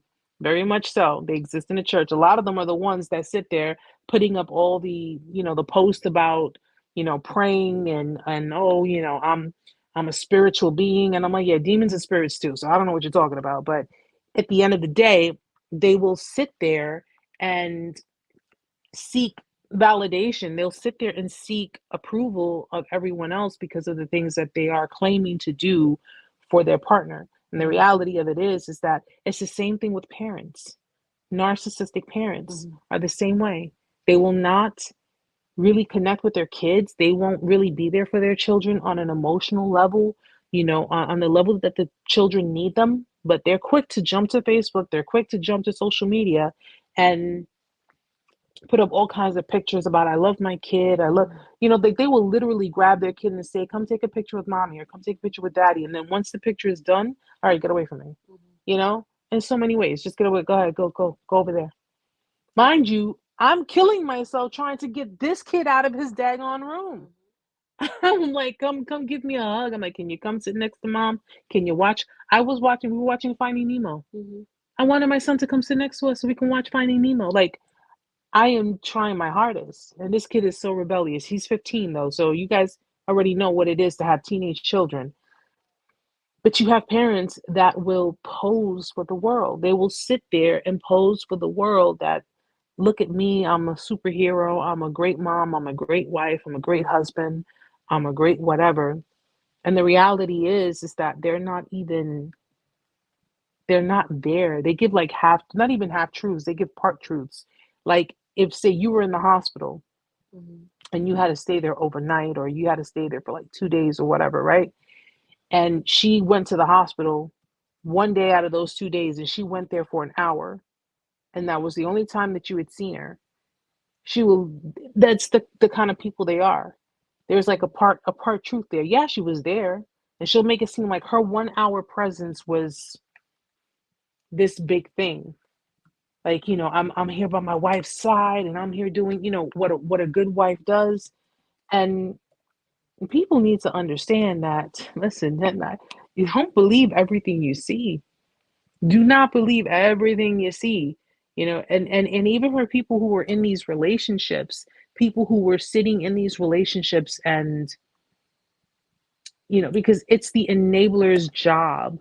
Okay, the enabler, the codependent, or the person in the relationship who is, opposite the narcissist.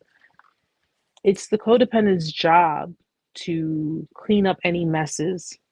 It's their job to make sure that all of the family secrets and all of the manipulation and everything that's going on in that dynamic stays in that dynamic.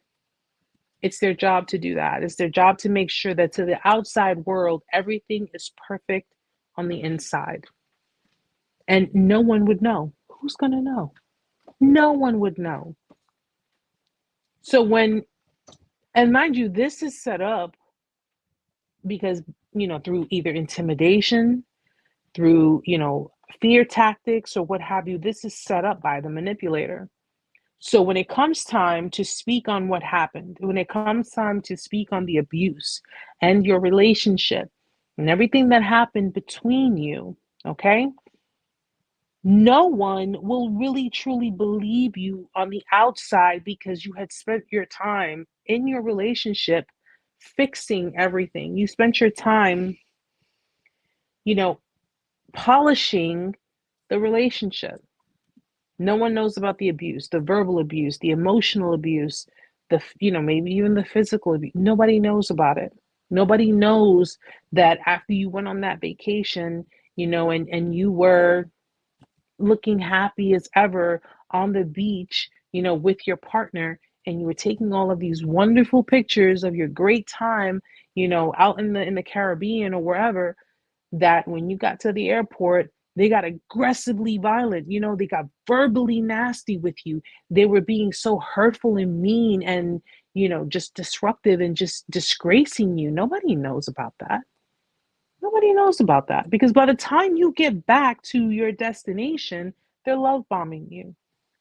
They're love bombing you. They're I'm sorrying you. They're, we'll work it out. Things will be fine. We'll, we got this. We're a team and all this. And you, for a split second, let it slide. And over time, it became more repetitive. And over time, it just became a natural part of your life. And no one on the outside knew. What did I say earlier, guys? Abusers like to abuse in private. They do not want anyone seeing them abusive. They do not want anyone hearing the nasty, mean, hurtful things that they say to you. They don't want anybody knowing that about them. They spend all this time creating this false image for everyone else. You got to see what they were truly about.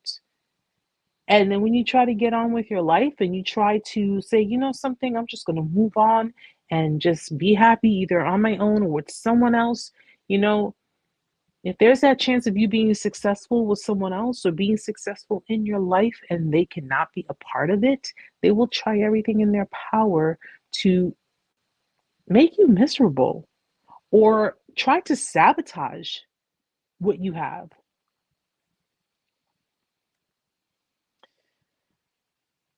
A long time ago, mine stabbed me in the arm with scissors because she was convinced I was Eminem. She did it when Spacebound was playing. She was nuts. I've dealt with so much.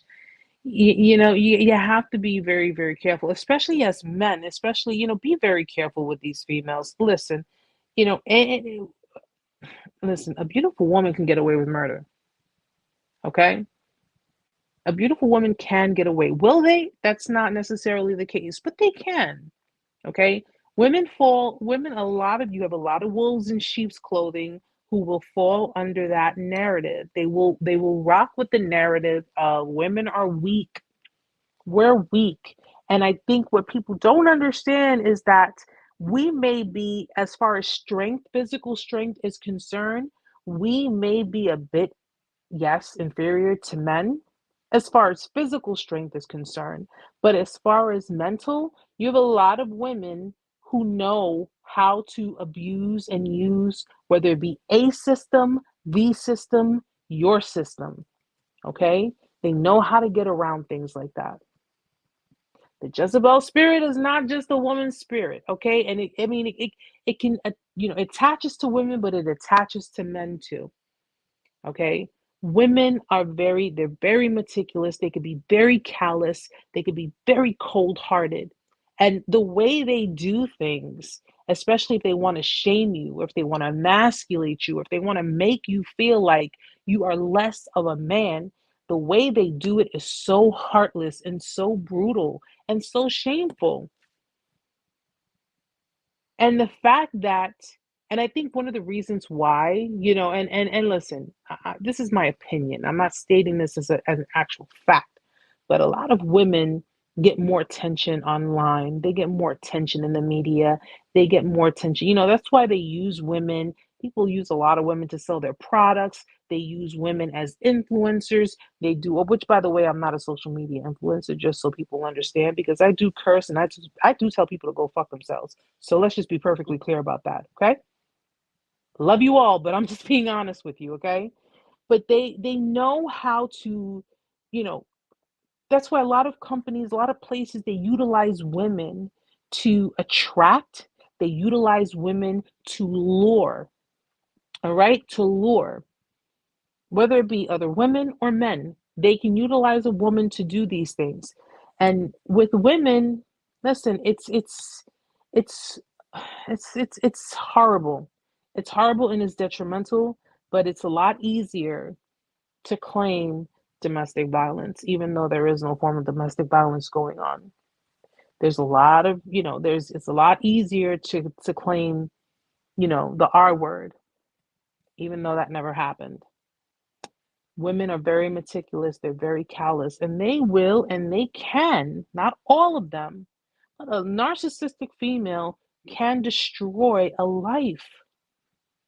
Shoot, they have destroyed lives. You have to be very, very careful. I wouldn't be surprised if those are the kind of females that are reporting my damn platforms. I wouldn't be surprised. I am nowhere near a narcissistic person. I'm nowhere near a narcissist. I don't do things with an agenda. I know what it feels like to be alone and go through the process. I know what it feels like to hurt and cry and feel so unimaginably just like if I was nothing. Like if I was nothing. I felt like I was nothing. I was treated like I was nothing. I was discarded like I was nothing. I was pretty much completely obliterated from the equation, from the lives of people who smiled in my face, people who I had considered, because I am one, I don't consider just blood family. Blood makes you related, but loyalty is what makes you family. And I thought these people were loyal to me. And I thought these people had my best interest. And I thought they had my back. I thought these people actually cared about me. But you'd be amazed. And when you're dealing with someone, their family members will smile in your face.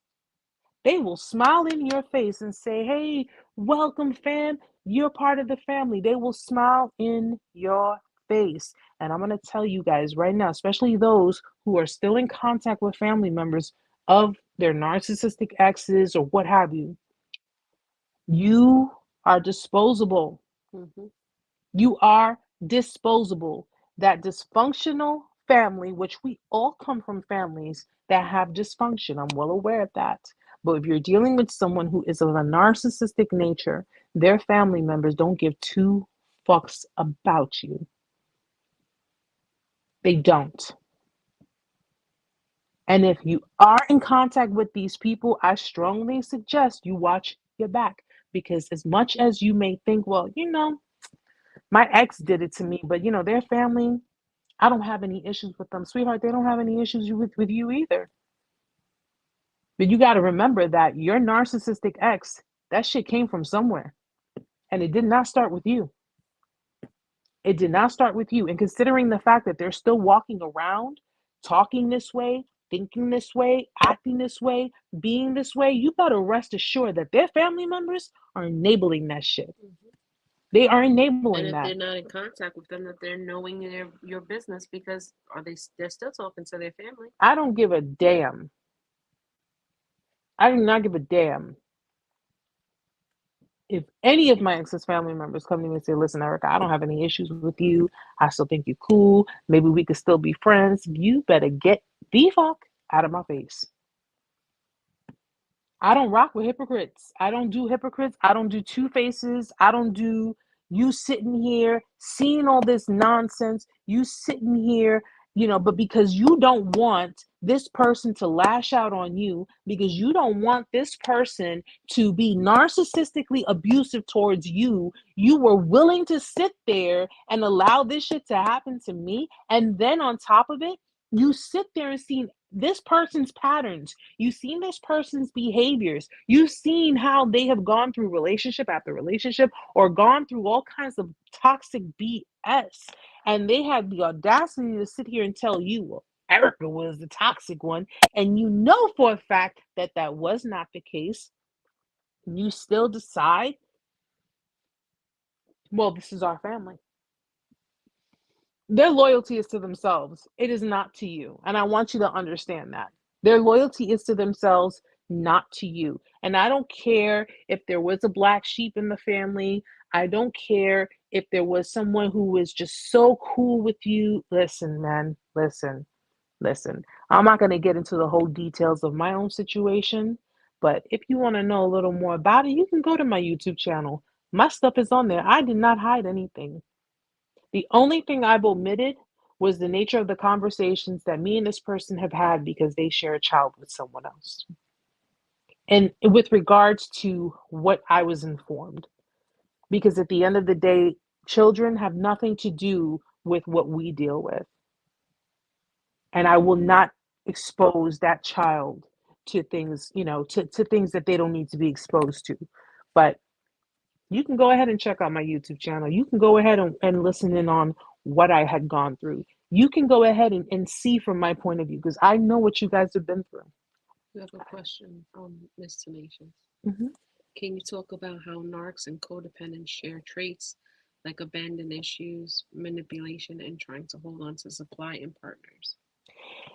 The interesting thing about narcs and codependents, because again, they do come from the same source, they do come from the same trauma. And here's the thing, that this one of the similarities that they do have. They do both have the ability to be emotionally manipulative. Codependents can be emotionally manipulative as well. Okay. And even though it's for different reasons, it doesn't make it any better. It doesn't make it any better than a narcissist. But when it comes to, fear of abandonment, narcissists, well, again, narcissists leave before they're left. They leave before they left. They will discard, they will hurt you, they will push you away before you do it to them. Okay? Codependence, it's crazy. They try harder. They try harder. Okay, I didn't get it right this time. I'm gonna get it right the next time, because they're seeking approval. You know, Codependents seek the validation. Narcissists seek the ego stroking, the supply. That's all they really want. Codependents are the people pleasers. Narcissists are the takers. They're just the ones who I'm here to fulfill my own needs. I'm here to just get what I want. Codependents will go above and beyond. They will do any and everything for you. I mean, from top to bottom. They'll cook for you, they'll clean for you, they'll set your place, they'll set your place for you. They will, you know, Do your laundry at do 5 o'clock your in the morning. run your bath water for you. Like they will treat you like you are royalty. And with a narcissist, it's, well, what are you gonna give me in return? Well, or It's I expected. I do all of this for you, so Hmm. and it's like, Hmm. show a little, when you say show a little gratitude, well, Hmm. I mean, you want me to show gratitude? But what about all the things I do for you? What about all the things I've done for you? Well, to them, it's like you're doing your share. When you do those things, you're doing your share. And codependents, they are the ones who, and the thing is, remember what I told you the other day? It's nice to feel appreciated. Hmm. It's nice to feel appreciated. I'm not saying I'm gonna put a gun to your head and be like, "Yo, you better appreciate me." No, I'm not gonna do that. But it's nice to feel appreciated. That's all codependents It's want. acknowledgement. It's I see you, I hear you, thank you for what you do for me. Do you see me? Do you understand? And they just want the appreciation. They don't ask for anything in return. You giving them the affection and attention and the emotional, but it's still unhealthy to be Hmm. codependent. It's still toxic to be codependent because it's all under the guise of transaction. Well, it's hard to be on, like, for instance, I would go do things. I'm an early bird. I like to do early things. I'd go do laundry early in the morning. That's what I would do. And then if it came to like, I don't want to do nothing for today. I want to stay home. I want to watch football. It's like, well, come on, we gotta go do errands. I want to stay home and I want to watch TV. That's why I did laundry at 5 something in the morning while you were sleeping. I didn't ask you to come with me to go do laundry. I Hmm. wanted to go and do that while I let you sleep because now I want to stay home and watch football. I'm not going to run errands with you. I let you sleep. Let me stay home so you can run errands now. That's your time. No, come with me. I'll let you sleep. Let me watch football. Well, no, you got to come and help me run errands. I used to, at some point, I done flipped it and I was like, no, I'm not going. You go run errands. I mean, and one of the things, because she also asked, what are some of the things that codependents and narcissists do to hold on to their supply, to hold on to Their their partner. partners? Hmm. And I remember what I would do. I would, I would go like above and beyond and making sure that, I mean, the givens, of course, you make sure your partner's comfortable, but Hmm. you go a little further than that. Like a lot of people, if there were any of you sitting like a fly on the wall, if you saw the things that I'd done and you saw how things maybe transpired the day of or the day before, you probably would have said that person doesn't deserve that. They don't deserve that. I found myself trying to feel accepted, wanting to feel like, I don't want this person to lose interest in me. So I would try new things. I would try different things, whether it be in our relationship or in the bedroom or wherever. I would try things to keep this person around. Even though the night before we were having a crazy argument and he was just yelling and screaming at me, and I really couldn't understand why. Or like there was a time where he looked me in my face and he just called me flat out, "You're a fucking liar. You fucking lie." And I'm like, whoa, I'm like, huh. You can accuse me of things, but you cannot accuse me of being a liar. And wouldn't apologize for it. Wouldn't apologize. Wouldn't apologize for the things he would say or how he would come out. It would just kind of die out. And then it would be the next day like if nothing happened. But interestingly enough, during my discard was my biggest point. That was like my biggest showcase point where I would try to find ways to talk to him and convince him. I'm like, why are you doing this? Why? Why? But don't you know how much I love you? And I don't even think this would be considered manipulation, but where you would bring up the old times, you bring up the old memories. I don't know if you've ever done that, but I've done it. Where I would bring up old memories, like remember when we first met, remember how this was, remember when you held me, and remember when I held you, and all this stuff. Like, you start to bring up those old memories because you want a piece of them to be, where the hell's the empathy? Can I ask you a question? Is there a pre-discard? Because as I mentioned to you before, we had already knew that our marriage was done and over with. Mm-hmm. Um, we knew that already. So the agreement was that we were just gonna live together, and I was in school and I was gonna finish school and just get myself on my feet. That's when things then went downhill and all that. So is there a pre-discard to the actual discard? Because I don't even I discarded her. I moved out. As I explained to you, I switched everything up for her. Well, you left, Yes. but she discarded you. And here's why. Once it's embedded in their head, once they check out, and by check out, I mean that they are no longer That's what she said. She said, interested in your supply. She says, I'm checked out. It's because they're getting it somewhere else. And interestingly enough, I mean, listen, regardless, you did the right thing, regardless of it. And you have nothing to be ashamed about when it comes to that, because anyone who's ever been discarded, listen, they did you a favor. Once they check out, once they say, okay, because this all transpired in what, September? When you finally left?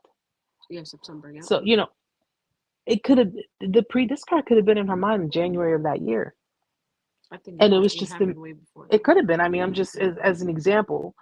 Now it's just a matter of, creating the semantics of, like, the schematics of everything to basically execute.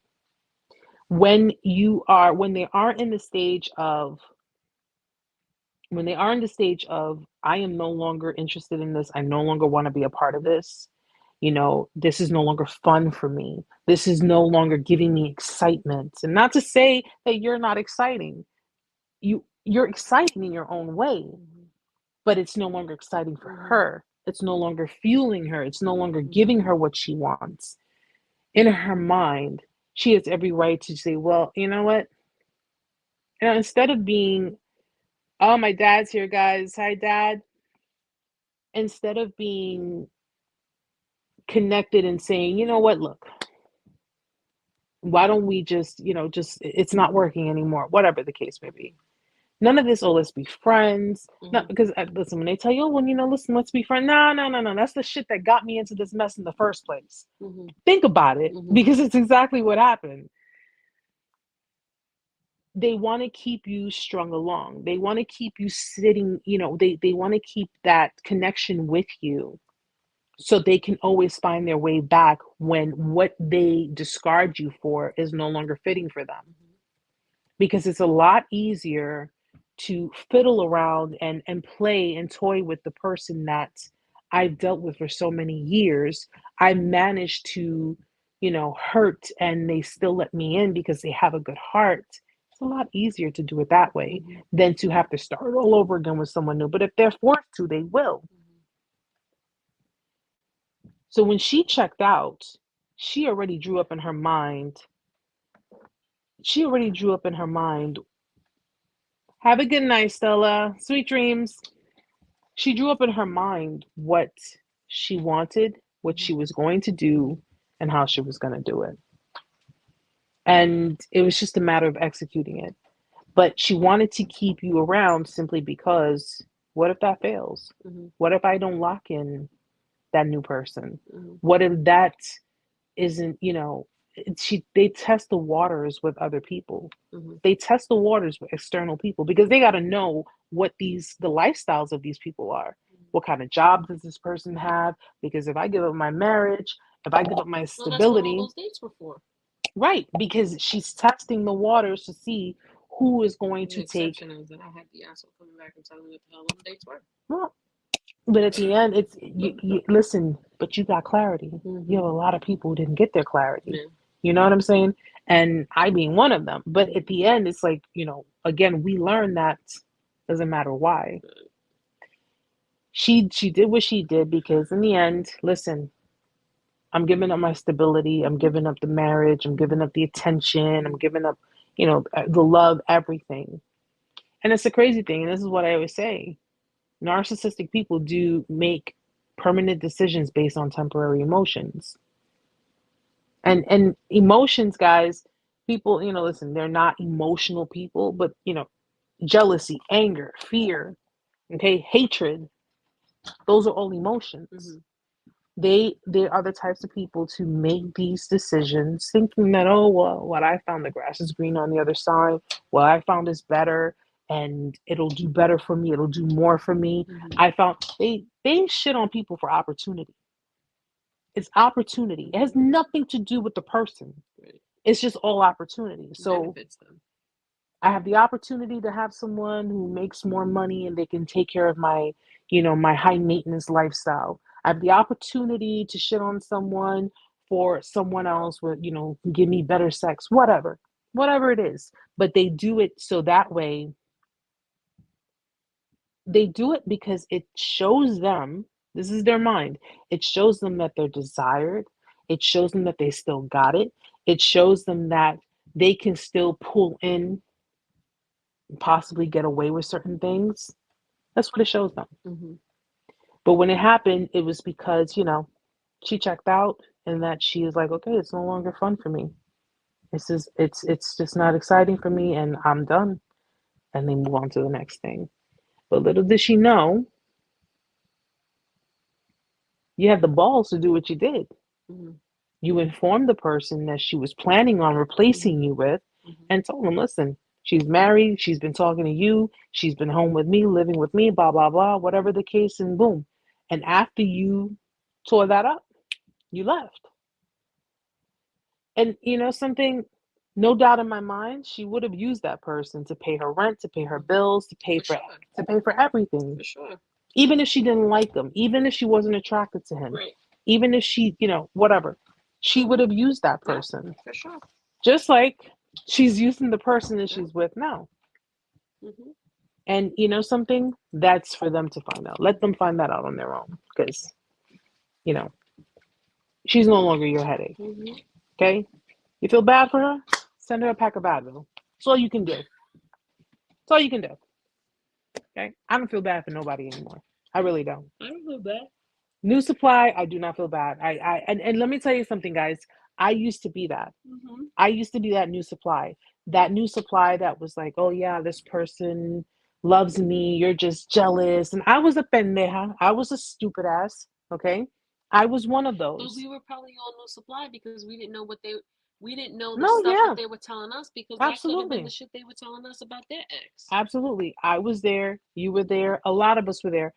But at the end of the day, we learned from it and we said, okay, if you want to try to warn them, you can. I tell people you could try if you want to. If you want to say, listen, I just want to give you the heads up. This is what went on. This is what happened or what have you. Oh, you're just jealous. They told me all about you and blah, blah, blah. You tried. Well, like That's I told it. you, I got that phone call. I don't know how many, like probably a month. Hey, she don't keep all her eggs in one basket. No. I was like, what? She don't keep all her eggs in one basket. I was like, I don't know who. I'm different. They don't. They were okay. She don't keep all her eggs in one basket. They don't. And it's because of that, people are going to disappoint. People are going to hurt them. People are out to get them. People are out to hurt them. And the reality of it is that they project their behaviors onto other people. They project their paranoia onto other people. And they're just, listen, they need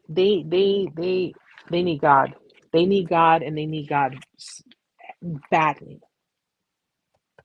I'm still thinking about him after 3 years. I honestly think it's because I had my MC and he wasn't there when I needed him. I don't want to think about him anymore, which is why, Sky, I tell you, when it comes to understanding what kind of person they are, remember what I said. Don't focus on the reasons. Don't focus on the reasons why. Don't focus on, you know, how or why it happened. Don't you have to focus on, and this is something that just like you seared a lot of things in your head, you have to focus on, this is who this person is.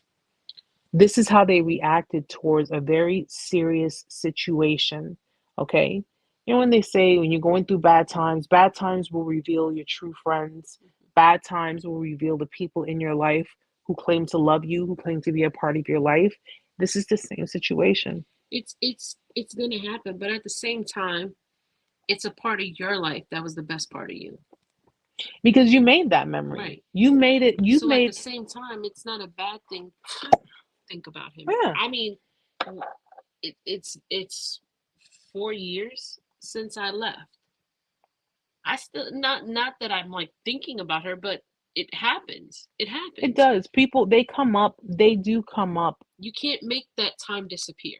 It happened. Listen, I want you to understand something, guys. Okay, and this is the God's honest truth. You may never get over the trauma. Mhm. You may never get over it, but it doesn't have to consume your It life. gets easier. It doesn't have to consume you or the decisions that you make. It may, if anything, use it as your guide. Use it as a way to guide yourself through through your life, period.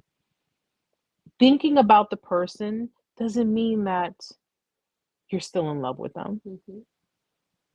Doesn't mean that you want to be with them. Mm-hmm. Okay? You got to remember, these people put you through something very traumatic. This is not something that you get over overnight. Mm-hmm. If you went all the way across, to the other side of the world, and let's just say you went to Afghanistan and you had to endure, you had to see the things that, those troops out there had to see. Do you think they're over that? They'll never get over that. Trauma affects us all in different ways.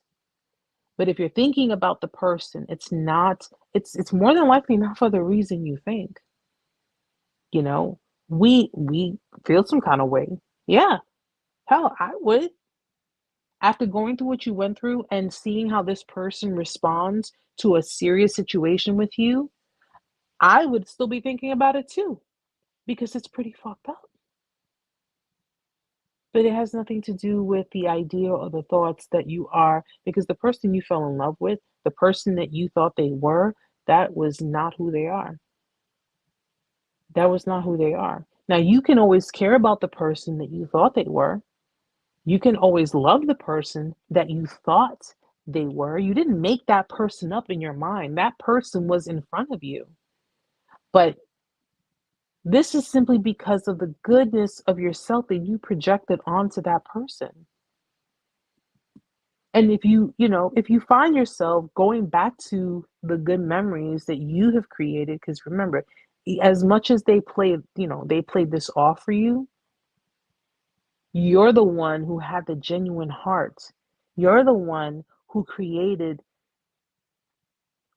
the softness, the effervescence of that memory. You are the one who did it, not them. But it's all right to think about it. It's all right to think about them, as long as you don't bring yourself back to that dark place.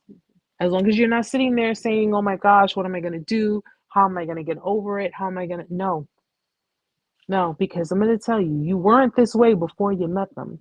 Okay? You were not in this position. You were not thinking like this before you met them. All of a sudden, everything that happens between you, boom, now you're in a place where you never thought you would ever be. You were never familiar with it. You didn't know what you were dealing with. Who knew about narcissistic abuse? and it's a learning, because it's a learning thing. Mhm. It's a learning thing. Everybody, it's a wave. It's like a tidal wave, Mhm. and everybody's gonna understand it. But there's nothing wrong. There's nothing wrong with hold on one second. I don't know how I don't let it consume me. I don't know how to let it guide me. It's not in the sense of letting it guide you, just let it happen. Well, I mean, how we allow, first of all, trauma teaches us what? Set up sturdy boundaries, right? It teaches us to set up sturdy boundaries, which means that we need to make rules, okay? Rules for ourselves, commandments, if you will. Make commandments for yourself, okay? These are commandments that you set for yourself. Thou shalt not disrespect me. Thou shalt not, lie to me. Whatever commandments you want to set for yourself, you set these commandments for yourself. These are your boundaries. Cross these boundaries and you're done. Trauma will teach you how to create so many different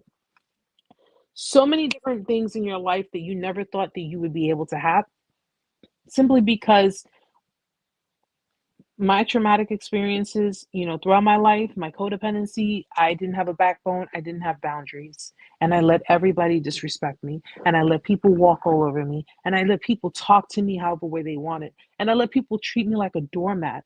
I let people do what, if you knew me, like, to know me now, you never would have thought that I would have allowed people to do these things or say half the things that they have said to me. I set my boundaries. I set my commandments. You violate them, Well, you're done. That's it. the door. There are no second chances. There's no ifs, ands, or buts. You have to be okay with cutting people off who do not respect your boundaries. And that's even coming to personal relationships, family and friends. You have to be okay with that. Hmm. And trust and believe, because people who respect your boundaries are the people that you'll need in your life. The only ones who are going to have a problem with your boundaries are the People that don't ones who respect it. who who don't want you to have any. Hmm. Your trauma will guide you, but you have to allow it to. It's going to hit you. Like for me, it reminded me about a few things. Oh, you know what? I almost forgot about that. Boom, another rule. Oh, I forgot about this. Boom, another rule. You have to let it happen. You have to let it happen. You have to get through it in order to get past it. So you can't stop the memories from happening. You have to let them happen in order to build those boundaries. You have to say, okay, I didn't like when he did that. Okay, I'm not going to let this happen again. That memory's coming. This is when this happened. I'm not going to let that happen again. You have to let them happen. They'll stop happening because you're realizing I'm strong enough now. They'll stop happening eventually, but they're not going to go away because that was a part in your life that happened. Bush says, amazing. Thought my ex would not cheat on me if I did X, Y, and Z. Truth is, she cheated on her first husband with someone for financial gain. Failed. She cheated on that guy with me 14 and a half years later. He goes, FYI, I'm broke cheap. I try to live with my means now. Who knew about financial abuse or narcissistic abuse? But thanks for the community. And I'm glad, and I'm always, always, always glad, Butch, that you're able to join us and you're able to be here. But you've come a long way Mm-hmm. too. You have definitely come a long way. From where you were, from when we first started talking Mm-hmm. up until this point, you should definitely be proud of yourself. You have come a very long way. Narcissistic abuse doesn't just only relate to verbal abuse, emotional abuse. It can be financial abuse. Okay, it could be physical abuse. It could be, It could be any environmental form. abuse. Yes, any form of abuse. It's just having someone who is a very manipulative, emotionally manipulative, psychologically manipulative in your life, creating a trauma bond with someone, someone of secure attachment, not so much. People of secure attachment, not so much. These are the people that will, like, the first sign of toxicity. No, I'm done. I'm out. You have issues, and I'm not taking those issues on as my burden. They'll walk away. But people who have traumas, people who have, severe dysfunctions, codependency, trauma bonds are very easy to create, and they become stronger and stronger and stronger over time. That's why it's important that we not look at these people, but more so look at ourselves. We need to look at ourselves. Because if you don't learn the lesson in your life, if you don't learn the lesson and understanding what you need to do to fix the issues, heal certain things within yourself, you're going to continuously repeat the same cycles, and you're going to continuously meet the same type of people. And you will continuously deal with people who are narcissistic, who are abusive, who are manipulative. It's inevitable. It's going to happen. Learn the lesson. Take care of you. Do what you need to do for you. Do your trauma healing. And then you'll have more room to be able to focus on other things. Right now, it's all about you guys. It's all about you. This is not about relationships. This is not about finding someone, finding love, finding someone new. This is about working on you. That's the only person you should be finding is yourself. That's it. Work on you. You've been through a lot. You've gone through the motions, a lot more worse than other. But at the end of the day, what good would you be to yourself or to another person? And by that, I mean, what good would you be to yourself if you end up meeting someone who is a narcissistic person, a narcissist, or someone with a mental illness, or to another person who is not narcissistic, does not have a mental illness, but you have trauma? You will not win either way, because you'll either end up creating another trauma bond with someone else, or you will end up hurting someone else and pushing someone who could have been a good match for you, pushing them away and possibly inflicting trauma on them. It's all about you. Focus on you, work on you. All that other stuff will come later. There's no timeline. All that other stuff will come later. What's meant for you will be for you. You don't have to worry about, oh my gosh, well, if I don't rush it, or if I don't move it forward, what am I missing? You're not missing anything. You are not missing anything. Okay? COVID helped me realize how much I love being home. I am not missing anything. I go outside and I'm like, when we getting back home? It just, oh man, I can't. I go to work, I come home. I go to work, I come home. That's all I do. I go to work and come home. I don't go to clubs. They lift the mask ban. Oh, listen. The most time she spends anywhere is in the cereal aisle in the supermarket. That's it. I go to Burlington. I go to Target. I go to Dollar Tree. Supermarket. I go to Walgreens. The bank, that's it. The bank, supermarket, basics, boom. I'm home. That's it. I don't go outside. If I want to have a drink, I'll have a drink. I go to the barbershop every 2 weeks. But if I want to have a drink, I'll have a drink at home. Mm-hmm. Okay? And I'm not sitting there guzzling down bottles of liquor and alcohol. No, none of that. Mm-mm. Okay? I'm not missing anything. Trust me when I say you're not missing anything out there, guys. You're really, really not. Yes. Oh, Marissa, I love Burlington. I love it. Matter of fact, we're going because I'm getting ready to get some Christmas decorations.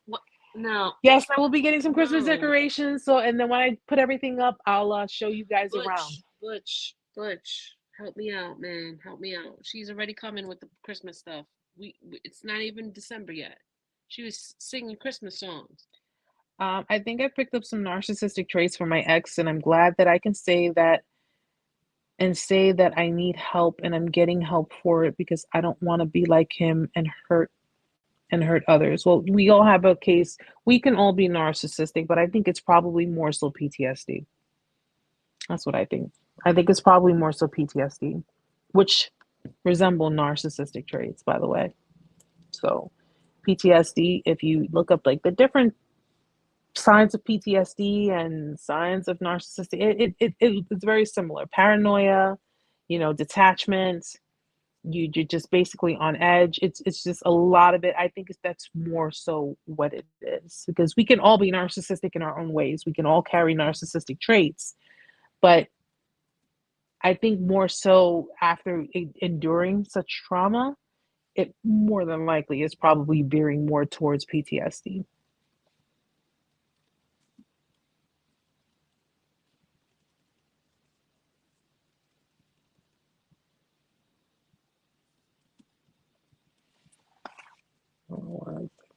I don't know what I'm doing here. Oh my gosh, it's already 11 o'clock. Oh my gosh. Oh, did you tell them the new show we're watching? Which one? Christina Applegate one? Oh, well, actually, what was that? I said I wanted to mention a show to them. I wanted to mention a show to them. I forgot which one it was. Mention the description. Are we watching it? I think. Well, I don't know if you guys have seen Love Is Blind. Oh. If you guys haven't seen Love Is Blind yet, the new season, you guys have to watch it. The new season, yes. The new season, Love Is Blind. You're gonna see quite a bit of them on there. You're gonna see quite a few characters on there that's gonna make you like really go into analytical mode and really Love Is Blind. The second season is on Netflix. Definitely check it out. Why is it that the narcissist always says hi to me in public? Like, I don't like you. Oh, bougie, because they want a reaction from you. They always want a reaction from you. They will do narcissistic people love to get reactions, whether it be negative or positive. Their thing is anything to get you to say anything to me, to break no contact, what have you. They just want a reaction. It's a thrill for them. Don't fall for it. Don't fall for it. Okay? Especially if you're not in the space to be responsive as opposed to reactive. You can be responsive and it won't have, as bad an effect than it would being reactive. So if you're not in that space yet, just, just respectfully walk away. Respectfully walk away.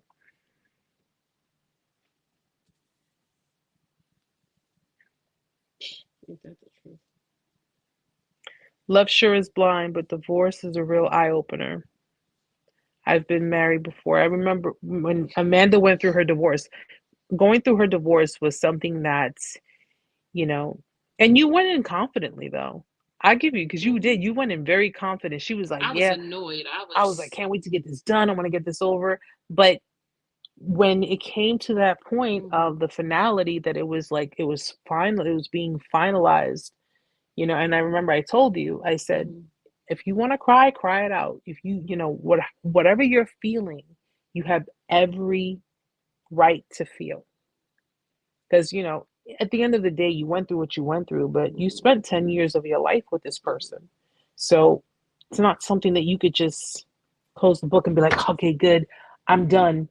Let me go jump, Well, like I told you, Erica was the first person that I called when I got the paperwork. Because she was my notary too at the same time.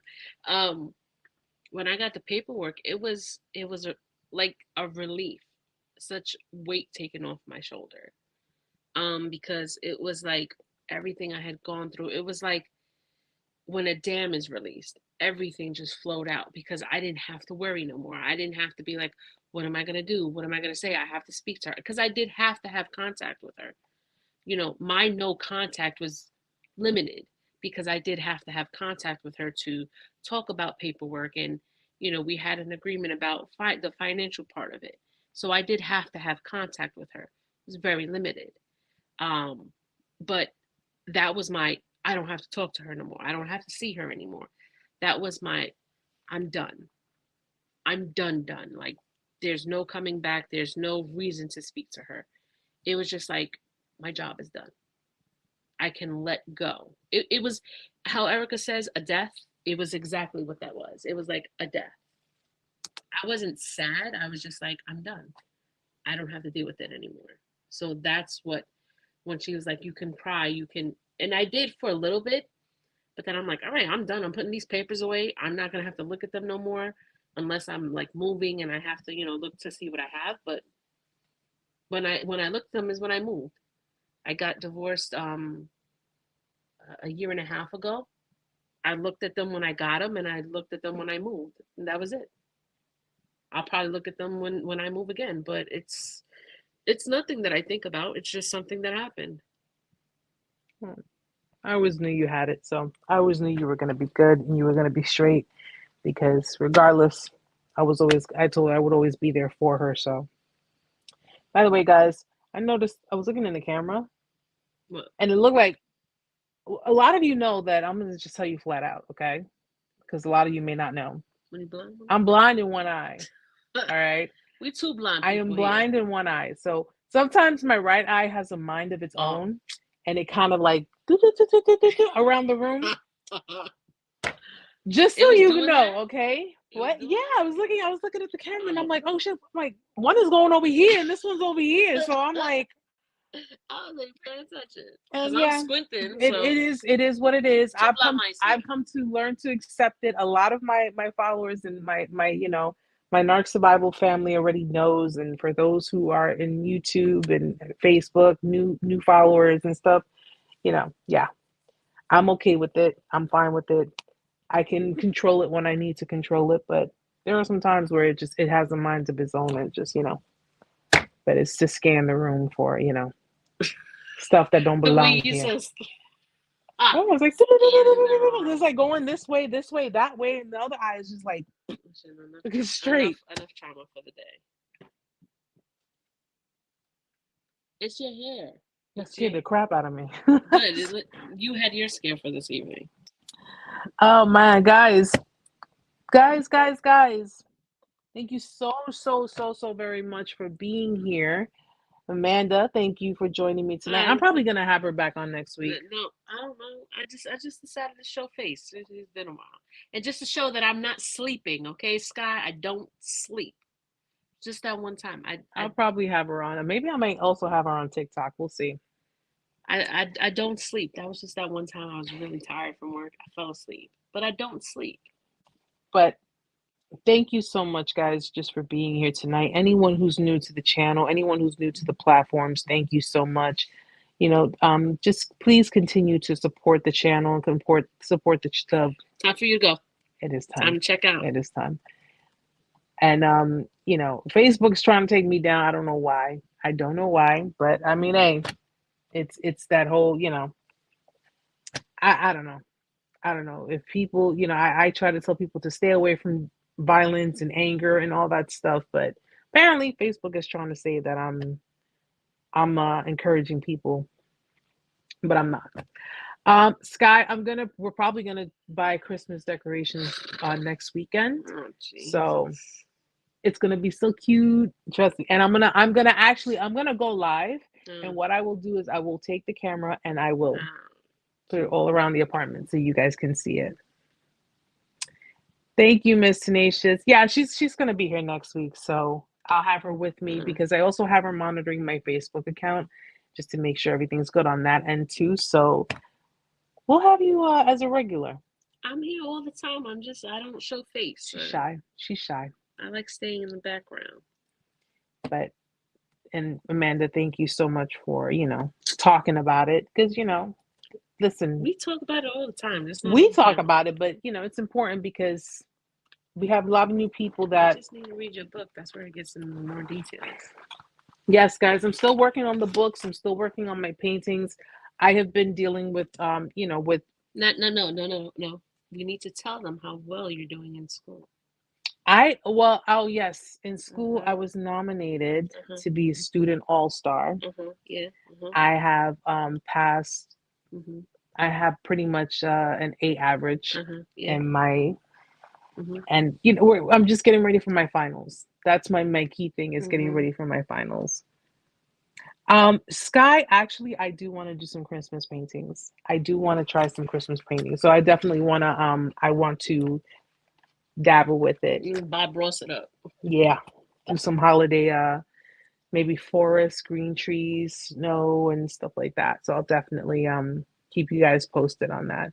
But school has been going great. School has definitely been it's been a challenge. It really has. Very tiring, but it's worth it because it's for you guys. So, and it's because of you guys that I'm doing this. So, of course my son too. Sean Mm-hmm. especially. But thank you so much for your ongoing support. Thank you so much just for being here. You don't have to give anything. You don't have to do anything. Just you being here is what matters to me. And I'm super, super appreciative of it. I really, really am. Thank you so much, Miss Tenacious. Marissa, thank you so much. And I will definitely keep you guys posted. I have a few more assignments I have to work on, but we will be back here next week at 8:30. I'm gonna probably do 8:30 again. I like to be sure. But we will definitely be back here next week. And you guys already know if you need to reach me, you can contact me at narcsurvival101@gmail.com. Also, you can go to the website, www.narcsurvival101.com, and TikTok at narcsurvival101, right? I'm sorry, guys. I'm tired. It's time for you to I'm go. You don't even know exhausted. your own platforms. Oh, just come on. Time to go. Time to put you to sleep. Joke had a date. She says she'll be over in 10 to 15 minutes max. I hung the phone up and realized my name is not Max. You still should I have told love her you, your Butch. address, Max. I love you, Butch. Marissa, thank you so much, sweetheart. Sky, my love, thank you. Thank you so very much, guys, for the love and support and just for being here. Being here. I got Amanda here. She drives me nuts sometimes, but I love her. No, I don't. And it's gonna be a bit of a journey, but I'm on it. I'm doing it. I'm gonna continue doing it, and you'll see that diploma on my wall. You will see that degree on my wall. So Yeah, she's gonna go on TikTok too, Sky. It's just thank you, Miss she's Tenacious. trying to figure out what's working either Tuesday or Thursday. She has her school schedule right now with her school assignments and stuff. But Yeah, I promise I'll be on TikTok this upcoming Tuesday, Sky. I didn't get to do this past week Tuesday because I had a writing assignment that I need to work on. And it took me a while to do it because incorporating school with work is so much. But I will definitely be back on Tuesday. I will be on TikTok on Tuesday, and I'll be on YouTube and Facebook on Friday. So you guys, I got you. I do got you. Hi, Kareem. How are you? Cream, what's up, man? So, guys, again, thank you so much for being here with me tonight, me and Amanda tonight. Your presence is always appreciated. Your support is always appreciated. I will keep you guys posted. Any updates, I will send. If you sign up at the website, narcsurvival101.com, all updates will be put on there, so it'll send you an email. I'll keep you posted on future paintings, future giveaways. I will still be doing my giveaways, guys. I haven't forgotten about that either. And finals will be coming up. Last day of school for me is the 14th of December. So anytime after that, you guys already know I go back into full mode. Boom, back here again doing all this stuff until of course the next semester starts. So just just bear with me a little bit, just a little bit more, guys. Okay.